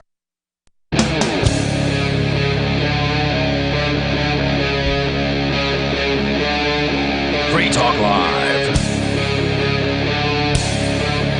It's Free Talk Live, and you can join us here. The number is 603-283-6160. That's 603-283-6160. Here tonight, you've got Ian, Matt, and Bonnie. We're going to get back to your calls and thoughts. Also, we've been talking about New Hampshire independence as the state representatives are taking up CACR 32, which is an actual proposal to amend the Constitution of New Hampshire to declare independence. If passed by the people on the ballot, it has to get to the ballot first. So first it has to go through 60% of the state house, and then 60% of the senators have to vote for it. So it's definitely got its work cut out for it. It's the first time anything like this has ever been proposed that I'm aware of nationwide. Now, I know that there was Texas earlier this year did have, it wasn't a ballot measure. It was like a piece of legislation that if it was passed would simply have been a resolution by the Texas legislature to say Texas should begin considering to think about leaving the United States. But it would just be a resolution. Right. And a resolution, by definition, is non-binding. Yeah, this is a different thing. So New Hampshire's proposal is an actual constitutional amendment that would amend the Constitution as soon as it is passed by the people of New Hampshire. And it does require 2/3 of the voters. So it's, again, a fairly hefty requirement. But if it were to be passed by 2/3 of the voters, it would then declare New Hampshire's peaceful independence from the United States, and we would move forward as a sovereign nation. Immediately. That's it. Yeah, right away. So again, I'd like to know if there's been anything that strong passed anywhere except for here in New Hampshire since King George times. Never. I don't think it has. Would love to hear about it if it has. I mean, with the exception of maybe, the Civil War. When I told my grandpa from Alabama about it, he said, "Y'all can't do that. Y'all are Yankees." That's funny. Well, we did it once before. Switcheroo, old man. What's old is new again. We did this before. New Hampshire did this from the king way back in the day, and we can do it again from this king. Let's go to Mark. He's calling in from watching us on Float, FLOTE.app. Go ahead, Mark. Hey, Ian, can you hear me okay? Yes, loud and clear. Terrific. Hey, I'm calling in. I understand your topic, but I wanted to call in and make sure that this day didn't go unmarked. Basically, Studio 8424 LRN is now beginning its third year of 24/7 operation as an internet affiliate of the Liberty Radio Network, and we're very proud of that. Thank you.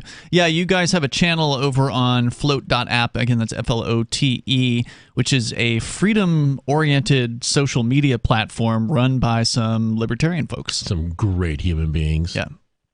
Yes, we're having fun doing that, and I wanted to make sure people knew my channel, which, as you know, we used to do the video feed for Free Talk Live. Thank you for coming over and turning your key over there. Now we have been able to make our channel operate with lower bandwidth requirements, which means that you can listen in your Bluetooth car stereo or other Bluetooth speaker, internet speaker, and take LRN with you on the go. So you don't actually have to be sitting in front of your computer. You can literally be in your car, have your cell phone paired to your car stereo, and be listening to the Liberty Radio Network.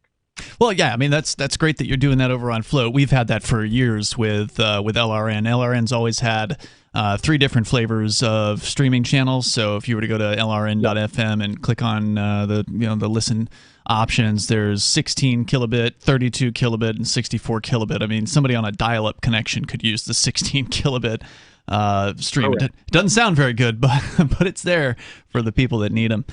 So, Mark, what else did you want to share with us tonight? Well, as I mentioned in an email, we'll be upping our AMP support, and as soon as I accomplish that, I'll make sure get that emailed or mailed out to you. We're excited about that. I do want to say that when it comes to delivering the network over Float, it does carry the whole social media platform as an exposure to it. So, yes, there's always more than one way to do it. I just wanted to encourage other affiliates to get started.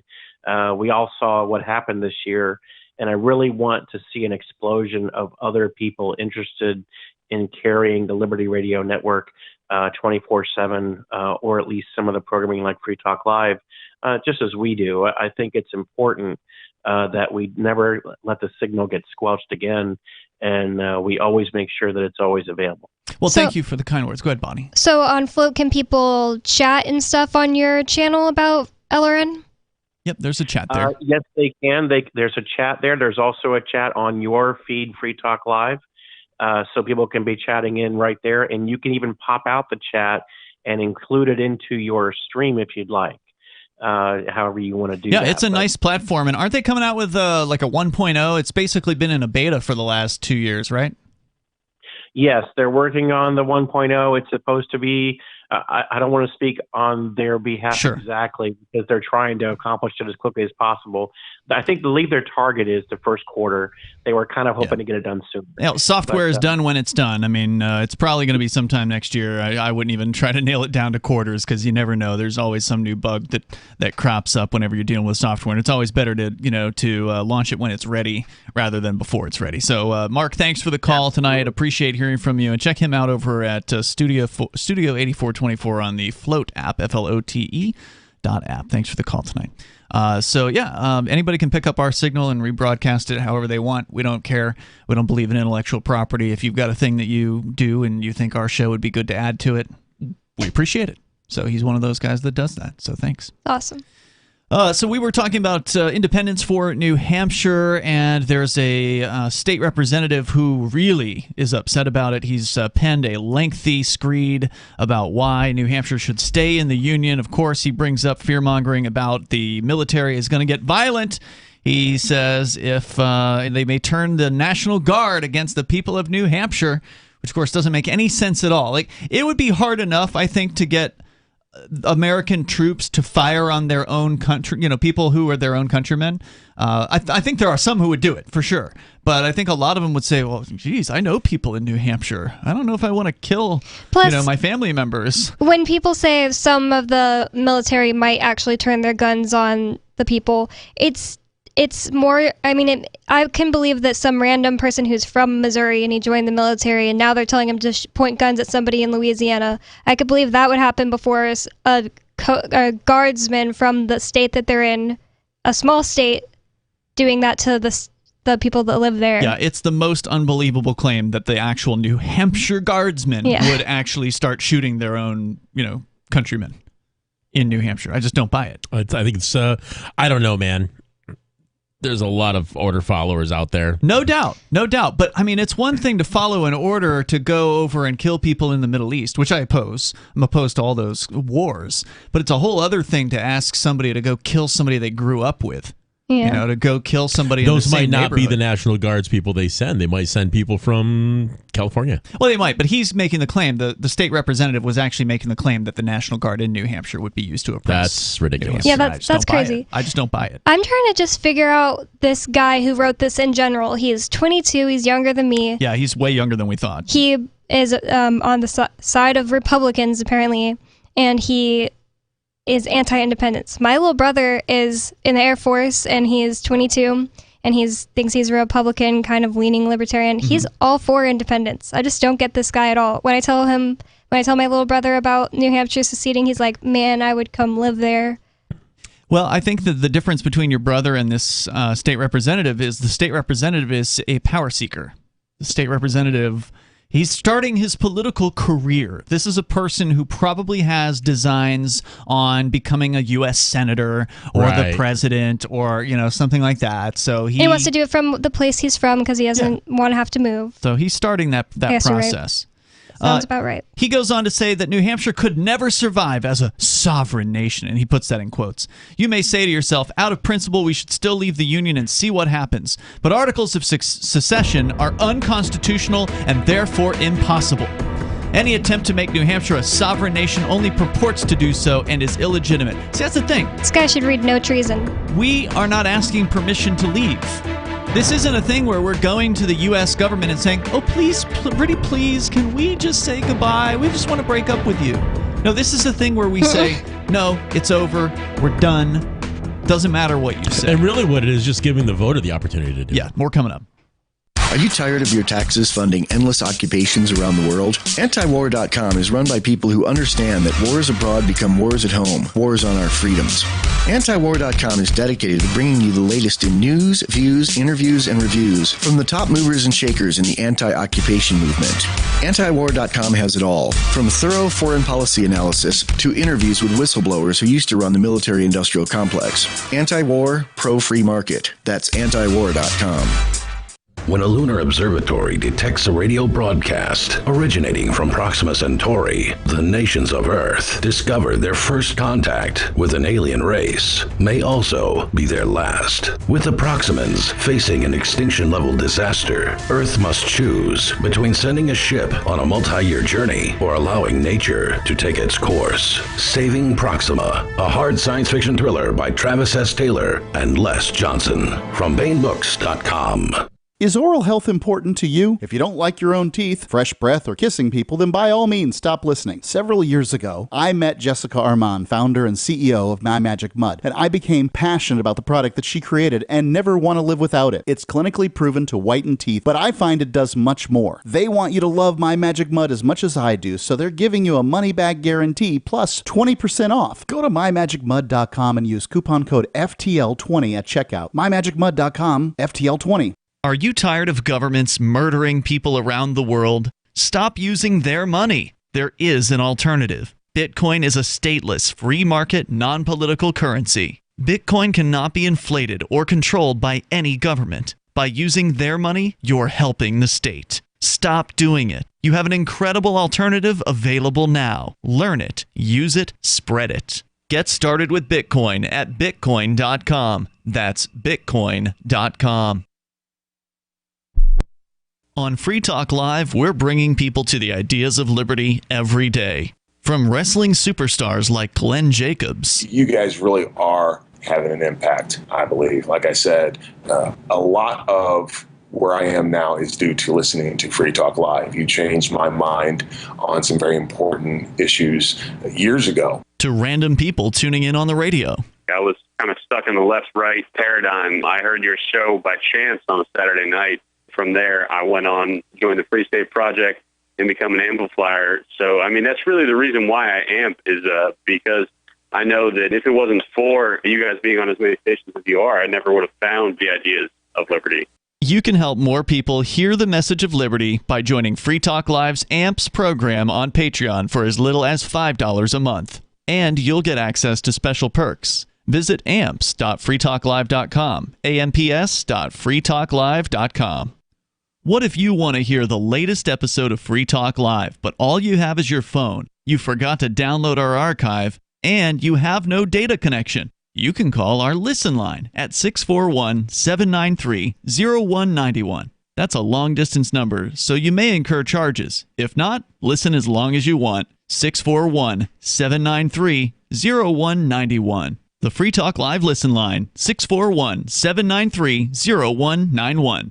There are basically two types of advertising, direct response and branding. Radio's great for direct response with its low cost to listener ratio, but audio can't be beat for branding, which is a longer-term endeavor. You want to be the first thing that someone thinks of when they think about your product or service. If you have a local business that you want kept top of mind in your community, call the station. If you need national reach, Free Talk Live's got around 200 radio stations, millions of monthly listening sessions, can suit all budgets, and if we don't think we're right for you, we'll tell you. Email me, mark@freetalklive.com. You can help spread the ideas of liberty with our Patreon for just $5 per month at amps.freetalklive.com.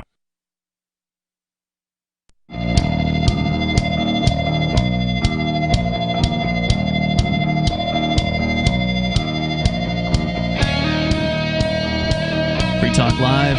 You can join us here. The number is 603-283-6160. That's 603-283-6160. And joining you in the studio tonight, it's Ian, Matt, and Bonnie. We are raising funds for Give Directly. Give Directly is the first nonprofit that allows you to give money directly to people living in extreme poverty.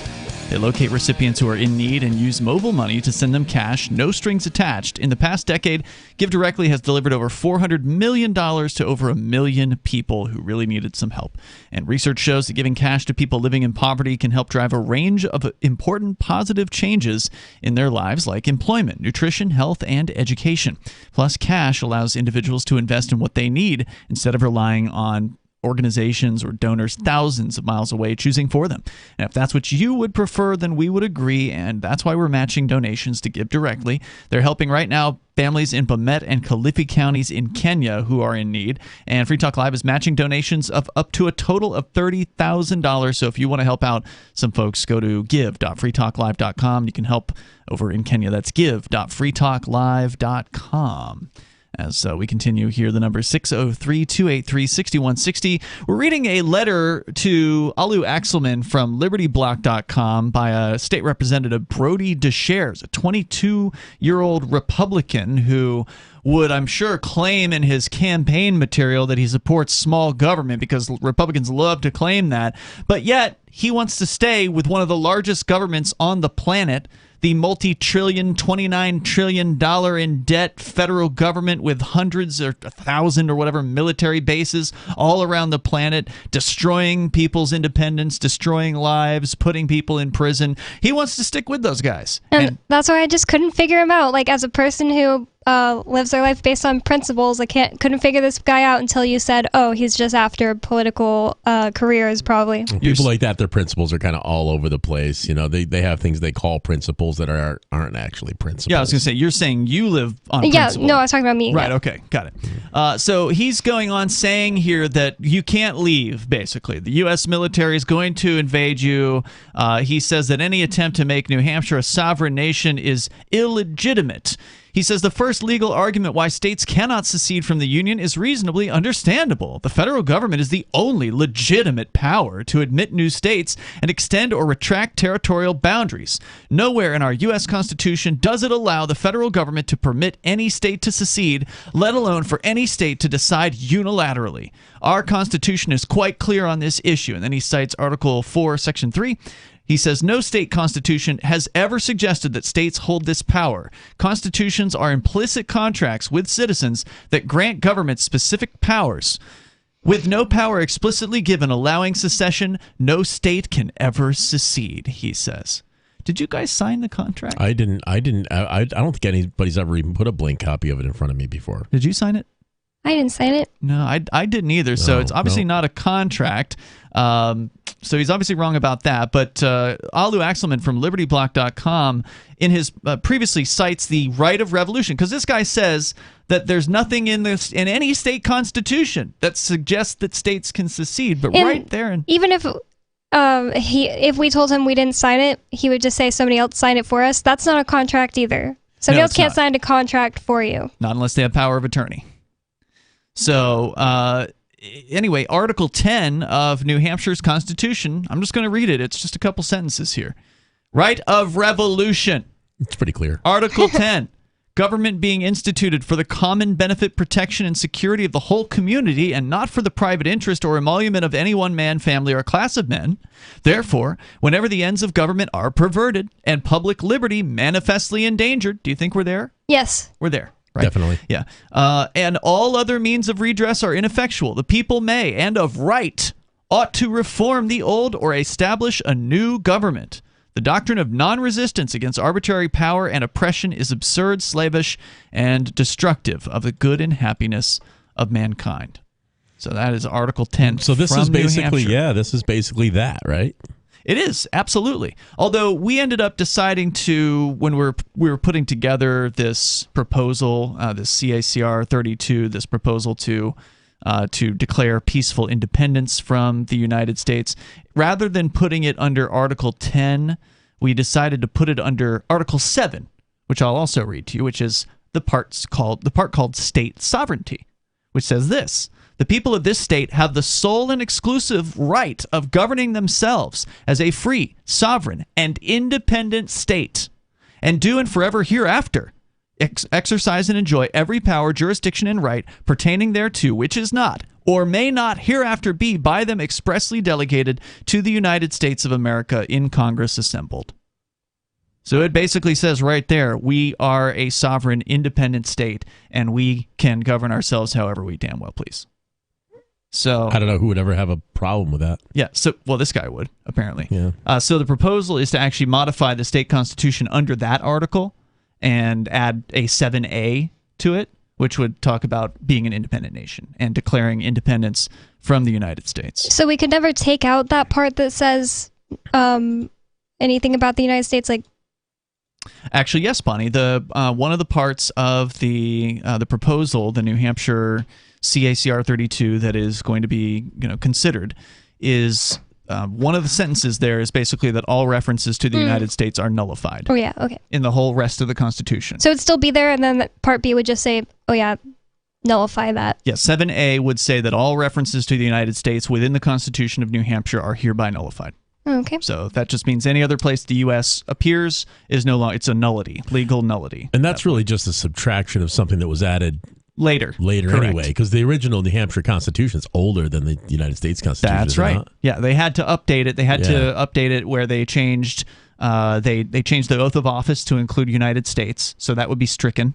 So really we could just come back at him and say, actually, it's illegal for us to be part of the United States because our Constitution said that we're a sovereign state. And, I mean, not that that's really an argument, but it's the same argument as him. Well, right, but, I mean, they legally joined the United States. Yep, and we can legally leave. And we can walk away without asking for permission. I'm just saying it's the same spirit of an idea. Oh. It's like a club. You just end your membership. It's that's as easy as that. Yeah, and the club gets to decide whether you can join, but they don't get to decide whether you can leave. Right. Think about it that way. That's pretty psycho to think that anybody in a club would prevent you from walking. Right. Put a gun to your head. Yeah. You can't leave. What is it, Hotel California? or the mafia. Or the mafia. It's just the mafia. So Alu points out, he says, I don't think the representative is making the argument he thinks he's making. The question is whether the people of New Hampshire have the right of self-governance. And first, the state entered the Union 240 years ago, meaning that nobody currently alive in New Hampshire has ever had an opportunity to make their voice heard or to cast a vote on whether they'd like to remain under the thumb of D.C. politicians. Second, the reader must understand that a state has always been synonymous with country. Indeed, New Hampshire went from being a British colony to a self-governing state in 1776. Later, a few delegates from New Hampshire agreed to be part of an alliance in a union with the other former colonies, represented by an extremely weak central government.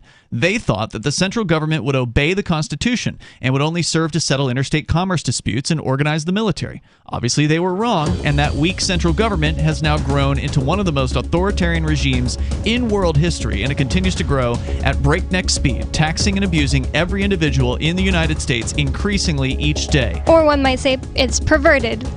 Indeed, and we'll continue here with Alu Axelman's thoughts over at libertyblock.com as he tears it up. It's totally slaying him. On this state representative who No wonder he won't debate him. Yeah, indeed. More coming up here. This is Free Talk Live. If you want to bring more liberty into your community, there's something you should see. Intercoin, the movement you might want to join. If you like Bitcoin, break through. It's true. It's truly something new.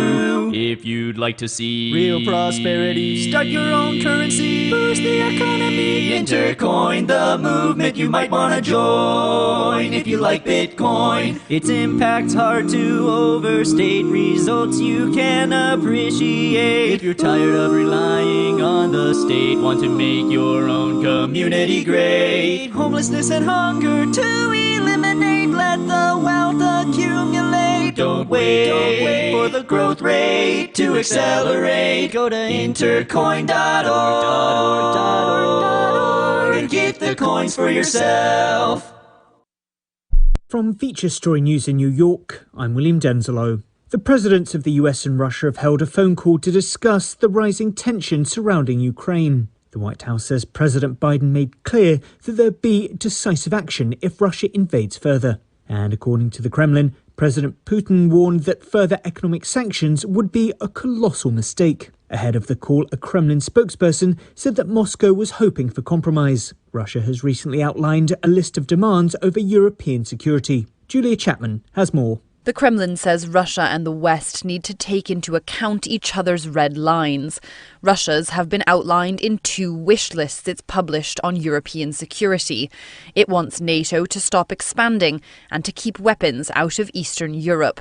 The military bloc won't make those promises, but President Joe Biden has ramped up dialogue with his Russian counterpart in recent weeks.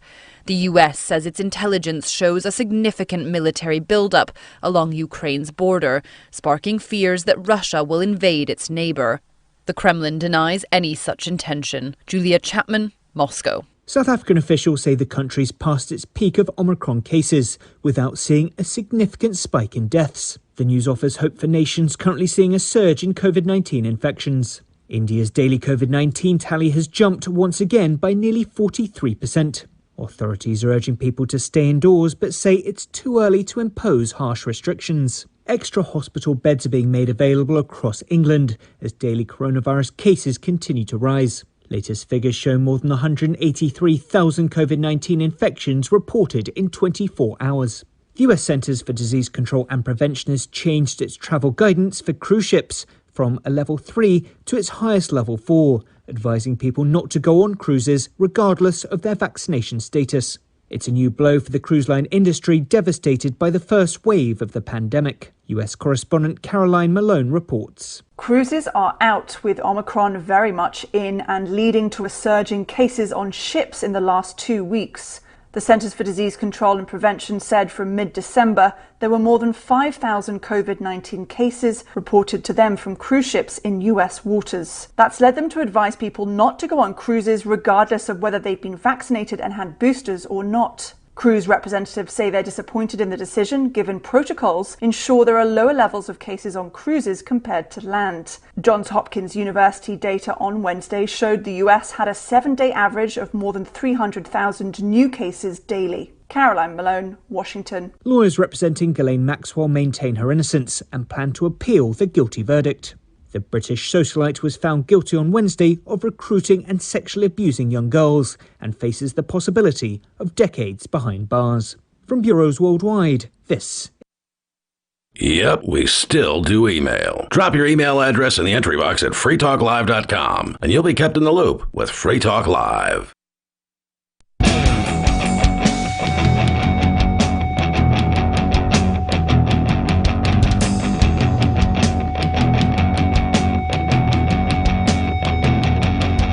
Free Talk Live. Phones open here. If you want to join us, we're talking about independence. It's apparently been trending online recently. The idea of a national divorce is a thing people are talking about, and it needs to happen. But it needs to happen on more than just a red and blue countries basis. We just need to have 50 different countries out there. Let there be 50 different opportunities, 50 different configurations of governments for people to choose which one is the best for them. I'm all about 350 million different. Well, that would be even better. But let's start simple. Okay. But with you tonight, it's Ian, Matt, and Bonnie. We're going to go back to your phone calls and thoughts, and then more from this representative who just cannot abide the idea of giving the New Hampshire people the opportunity to vote. That's all the question is should the people of New Hampshire be able to choose whether or not to declare independence? And he is saying, no, they shouldn't. Who do these legislators think they are that they would give the people the ability to make that choice? Or you mean prevent? Yeah. Yeah, because the proposal is to allow people to make that choice. Yeah, but I'm speaking from his point of view. Who do these legislators think they are that are they're allowing the voters to make a decision on this? We the legislators need to prevent the voters from making a decision on this. That's what he's saying. Yep, and that's why when I messaged or emailed them, I emailed the committee saying I want them to vote ought to pass. I said, please defend democracy. Did you get any replies? I did not. I didn't get any replies. Yeah, so interesting that he replied to Alu, apparently. And we're going to continue with that in a moment. But Hugh is on the line, listening in Tennessee in the Chattanooga area to WGOW. Go ahead, Hugh. Hey, guys. Love your show. Thanks. What's on your mind? Well, I was going to say, on your topic about having him bring in a National Guard from another state, the interesting thing about National Guard is they have to be activated by the governor of said state. So he would have to go to whatever governor, say he wanted to take California to come in there, he'd have to ask California's governor permission to use his guardsmen and get permissions that way. That'd be the only way he could do it. So now he would have to convince someone else completely. Interesting. That means definitely the New Hampshire governor wouldn't say, okay, yeah, we're sicking them on the people. Well, I would hope that he wouldn't, Yeah. but the New Hampshire governor is an empire supporter. I mean, he loves the federal government. He wants to be part of the federal government, so it wouldn't surprise me if Sununu would just let them do whatever they wanted to do. Well, when is his election? Because I doubt he'll... This year. But like before or 2022. after we would vote on, or at the same time? Oh. Same time. So, yeah, I imagine there's going to be a question put to him about secession. It'll be interesting to see what he has to say. But, Hugh, you do bring up an interesting potential barrier, the idea being that if the federal government goes to different state governors and says, we need your guardsmen to invade one of our states, that there's a chance they might say no, is what you're saying. Right. I mean, even then, if any of those guys value their jobs, they would probably, not stick their nose in there for him. Especially a young guy like that. He's not really a seasoned guy. So. Yeah, it might be a politically unpopular move to slaughter, American people and family members of the people that live in those states. Because, the people that live in New York, some of them probably have some family members here in New Hampshire, right? Thanks, Hugh. Anything else you want to share? No, man, that's it. Appreciate it, man. Thanks for the call tonight. Right. Thanks. Thank you. We will. 603-283-6160 is the number here. So, again, the state rep who is pro-union, pro-empire. And by the way, I think it's important to point these people as pro-empire. These people who want to stay with the empire, they're loyalists, just like back in the day, the loyalists with the king. And it's funny because in my research, a lot of the people who live in New Hampshire live up here, and their ancestors are basically people who couldn't stand living near all the loyalists after they just got done fighting a revolution. They got done fighting a bloody revolution in the name of getting away from the king, and then the revolution is won. They go back to their home areas, and they find, Boston is loaded with supporters of the king still. Wow. They couldn't stand being around him, so they moved up here. Never heard of They that. moved into the woods. Interesting. Makes sense, though. And Boston is still a terrible place. That must be why the culture is the way it is in New Hampshire. I bet you it is. Yes, the live free or die mentality goes way back. Yeah, and you go further west into Massachusetts, it's the same. You get into, parts of New York, there's some sturdy people in upstate New York. They don't want big government. New York is not.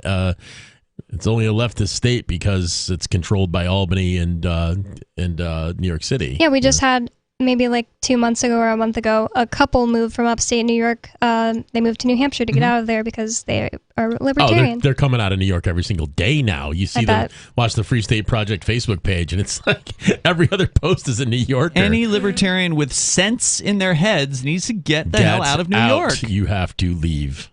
All right, so the state representative who's seething here over the idea of independence, he cites constitutions. He says the Constitution doesn't allow the federal government to permit any state to secede. But Alu points out that the 10th Amendment to the Constitution, the U.S. Constitution, is very clear. And it says the exact opposite of what Representative DeShays claims. Quote, the powers not delegated to the U.S. by the Constitution nor prohibited by it to the states are reserved to the states respectively or to the people, unquote. And the Constitution, says Alu, does not delegate to the federal government the power to prevent any state from leaving the Union. Yeah. It doesn't even talk about it. This means that the right to secession is allowed by the U.S. Constitution because it doesn't prohibit it. He says, I'm not sure why he mentions Article 4, Section 3, which clearly says nothing about secession. Quote, new states may be admitted by the Congress into this union, but no new state shall be formed or erected within the jurisdiction of any other state, nor any state be formed by the junction of two or more states or parts of states without the consent of the legislatures of the states concerned as well as of the Congress. That just talks about creating a new state inside in the United States. So, of course, they have jurisdiction over that process. It doesn't say anything about preventing people from leaving. Yeah, and we wouldn't be creating anything new. What he doesn't understand is the sovereign state of New Hampshire does exist. It's just not sovereign right now. That's a good point. And and you know what I think an overarching thing that we might even be overlooking is if we can even get this on the ballot, it wouldn't just be a big deal here. Even if it didn't win, even if there wasn't secession, it would be a big shot across the bow all across the entire country because there's a lot of people in this country, and New Hampshire's first in the union. Right. Yeah. So if they're going to look at those people vote first, and their numbers come in first every year, and they want to leave. Well, I want to leave. Can we leave? Yes, that's the whole idea. You got people in Kansas starting to ask this question. And, Wyoming and whatever. If it gets on the ballot, that alone is an incredible success and would be amazing. Totally. And honestly, I think if it gets on the ballot, it could pass. I think there is a possibility. I think there is too. In the realm of possibility that it could happen. But it will get people talking, and that's the whole point of this, is not only to get the people of New Hampshire talking, but to get the rest of the country talking about independence and spark other similar movements. So back to the frustrated state rep here. He says another argument lies in the U.S. Supreme Court decision Texas v. White from 1869. In the court's majority decision, the Justice Salmon Chase explained the Union began during the Revolutionary War amongst the colonies. In his decision, he writes the Union, quote, was confirmed and strengthened and received definite form and character and sanction from the Articles of Confederation, and by these the Union was solemnly declared to be perpetual, unquote. Justice Chase then says our current Constitution was ordained to form a more perfect union, which intended to convey the idea of indissoluble unity. Therefore, the Union can never be dissolved. We're not saying we want to dissolve your union. Right. You guys can have it. Yeah, we don't want to be in your club. And Ian, earlier you said it was like a mafia. It's not really like a mafia. There are people in mafias that have honor and they have respect, and there's a way. And they generally won't kill women and children either. Right. And this is more like a cult. Yeah, that's absolutely true. This is way more like a cult than it is a mafia. The state rep says, our form of government and constitution is predicated upon the Union's perpetual existence. Without this perpetual existence, we would be throwing away the Union, and with it, the U.S. Constitution. Yes! Yes! Why would we want to keep it? What is it about the Union that is so beneficial? But also, we wouldn't be throwing away the Constitution. We would just make it not apply to one state, our state.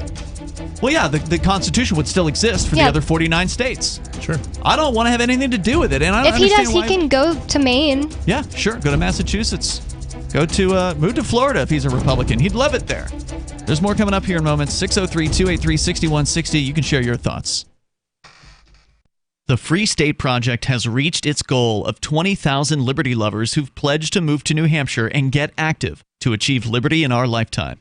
Perhaps you're trying to figure out what part of New Hampshire should be your destination.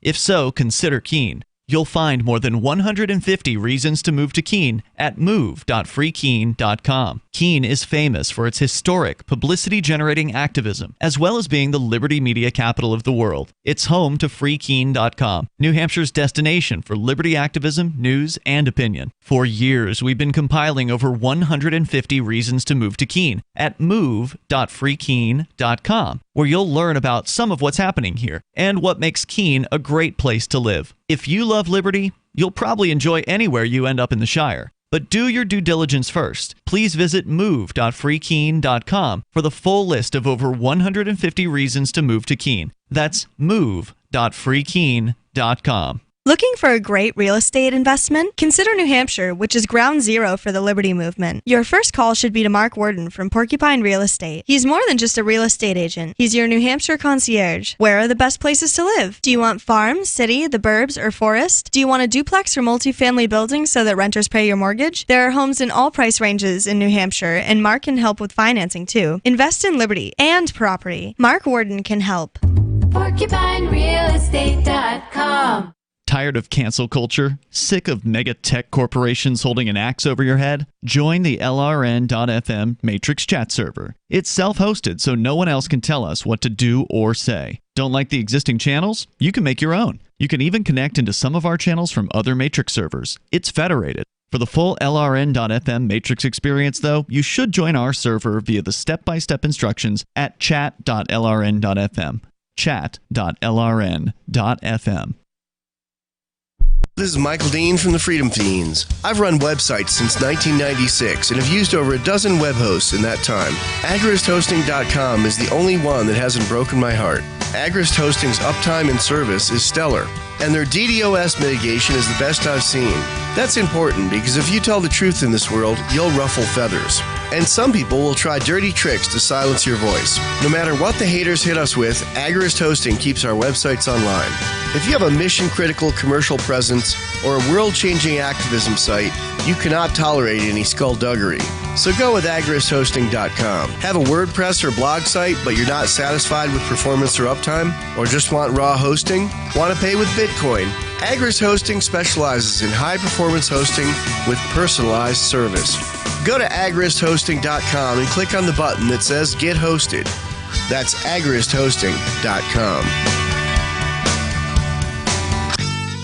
If you want to know the latest about Free Talk Live before we go on the air, all you need to decide is how you want it delivered. It's your choice. Visit news.freetalklive.com to receive our usually weekly news updates by email. Plus, we have a Twitter account at twitter.freetalklive.com, and you can follow us on the decentralized Mastodon platform at toot.freetalklive.com. So please follow us at toot.freetalklive.com and sign up for our emails at news.freetalklive.com.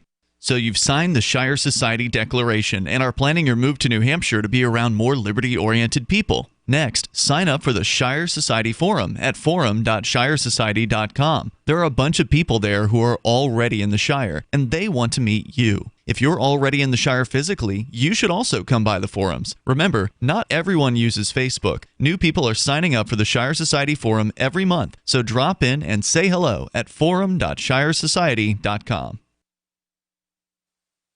Got Telegram? You can follow our channel there and discuss show prep with other listeners at telegram.freetalklive.com.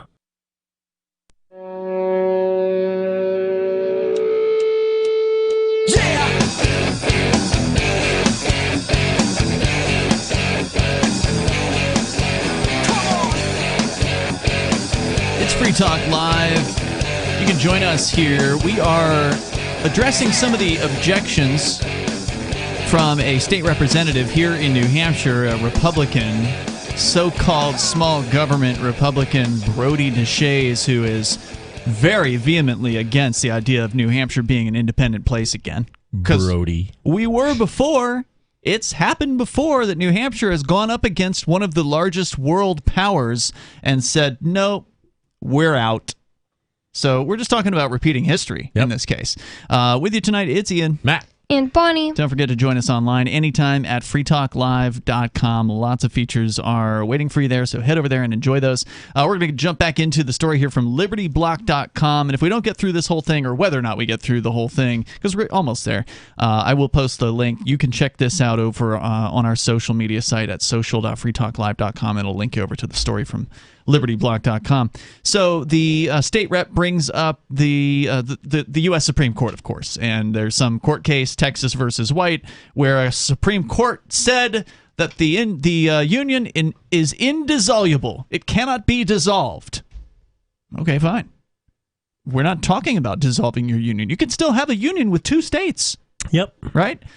He says, so Alu responds. He says, all right, we're getting into the heart of his argument. He believes that the judges who sit in D.C. are gods who can interpret the U.S. Constitution however they desire. A politician in a long black robe in D.C. does not get to rewrite the Constitution, nor does he have the magical power to override the natural right to self-governance or to freedom in general.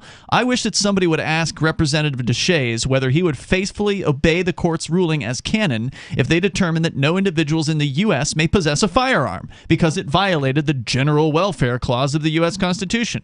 Simply put, I and the others in New Hampshire don't care what the elites in D.C. say, just like the founders, who we all claim to respect, didn't care what the king said. The king made it clear that rebellion was treason, but the founders still did so.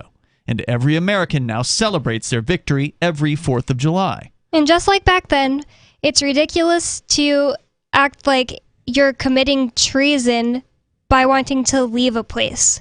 Leave a union.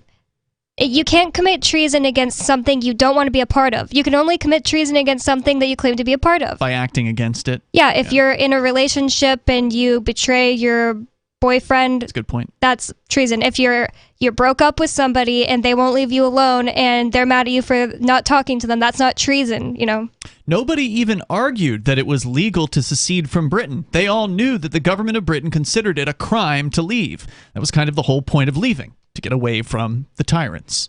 If the Constitution was a contract, and it's not, then it would have been voided long ago when the government violated it, and continues to violate it. In contract law, the most foundational premise is that if one party willfully violates the contract, the other party could choose to break off the contract.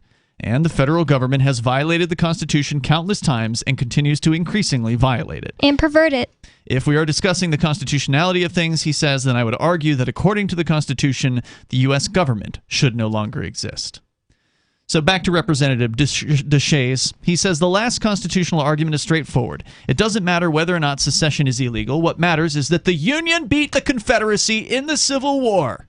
Once this happened, the illegality of unilateral secession was de facto established. The legality of secession was answered at a Potomac's courthouse in 1865 with the conclusion of the Civil War. It also means the repercussions for attempting unilateral secession have been decided too. The federal government must punish states and their leaders who try to secede. Oh my God. What a dirtball this guy is. Yeah. Does he know what Abraham Lincoln was doing to the people that were trying to secede? Does he know that he was senselessly bombing Atlanta when Atlantans weren't attacking anymore? They had surrendered and he was still bombing them? Is that the kind of punishment he thinks that Joe Biden should inflict on New Hampshire for trying to secede? The answer to this is probably yes. Probably. Alu says, and one of my favorite arguments against state independence, might makes right. Sweetheart, your husband may beat the hell out of you, starve you, and abuse you in every which way, but the legality of divorce or separation was settled when he beat you into a coma the last time you tried to leave him. So you'll just need to stay with him forever. Might makes right. He's stronger than you. Therefore, he's right and you're wrong. He advises his female friend after she cries to him about her abusive husband. I mean, it's a perfect analogy. Totally. Here. And Deshays goes on. He says, which leads us to another question. Can state leaders introduce or vote for articles of secession? No. They cannot. And that is not my opinion. It is what our Constitution explicitly states. The 14th Amendment, Article 3 is very clear. No state legislator shall engage in rebellion against the Constitution. Voting for New Hampshire's proposed articles of secession is rebellion against the U.S. Constitution. It would be casting a vote to rebel against the Union, and therefore the same Constitution establishing the perpetual Union. Well, again, whether his interpretation is correct or not, he's still wrong about what is being proposed here. The state representatives are not voting for secession. Right. They are being asked to put something on the ballot so the people can amend the Constitution, which already says in New Hampshire that we are a free and sovereign place and that we have the right to revolution. It's already in the Constitution. All the building blocks that you need to say this is fully constitutional and legal, it'll just be even more constitutional when the Constitution itself is amended by the people of New Hampshire, and 2/3 of them that vote for this. Aldo answers by saying, again, the constitutional arguments are perhaps the weakest ones against independence. To be honest, if the D.C. government gang obeyed the Constitution, the massive amount of discontent among Americans and the New Hampshire independence movement would not exist. If D.C. politicians can brazenly violate the U.S. Constitution ad infinitum, I'm totally fine doing the same, even if it leads them to accuse me of breaking their laws. Again, that would put me in the company of George Washington and Thomas Jefferson. Mm-hmm. He says, I'm okay with that. If you do like constitutions, you should read this part of the New Hampshire Constitution, which literally legalizes and encourages rebellion against tyrannical government, such as we have now in D.C. And then he cites Article 10, which we read for you earlier in the show. If you didn't hear it, you can go to read the New Hampshire Constitution Bill of Rights, check Article 10. You think Deshays has ever read the New Hampshire State Constitution? He certainly swore an oath to it. Deshays goes on saying state lawmakers have also introduced legislation establishing a process to remove members of the general court who have engaged in insurrection or rebellion. I think that's his bill. I suspect he's the one that signed that one. He said that would allow HB 1007 would allow the New Hampshire House or Senate to enforce Section 3 of the 14th Amendment. He says referred to as the Supremacy Clause. Establishes the federal constitution and federal laws taking precedence over state laws and even state constitutions. Shame on this guy. Totally. I talk constantly about how awful the left is and how we need to, reduce the power of the left. And I always follow it up. People immediately think I'm a right winger, but I always follow it up with that the right is on the itinerary next. Yeah. And this guy is a perfect example of why I say that. And he just doesn't understand how the U.S. government was founded. It was founded by the states themselves, who were themselves independent nations. Those who've created a thing cannot create something more powerful than the original creator, right? And it's not possible. I can't create any agreement with my friends that my great-great-great-grandchildren are obliged to continue. Indeed. And we are those great-great-great-grandchildren. So, Alu says, I'm aware of Marsh's pathetic, unconstitutional, ridiculous bill to remove pro-independence patriots from the legislature. It was proposed by an anti-freedom politician after he defected to the Democrat Party. His bill won't pass and isn't even worth spending time worrying about. So, the final statement from Representative Deshays.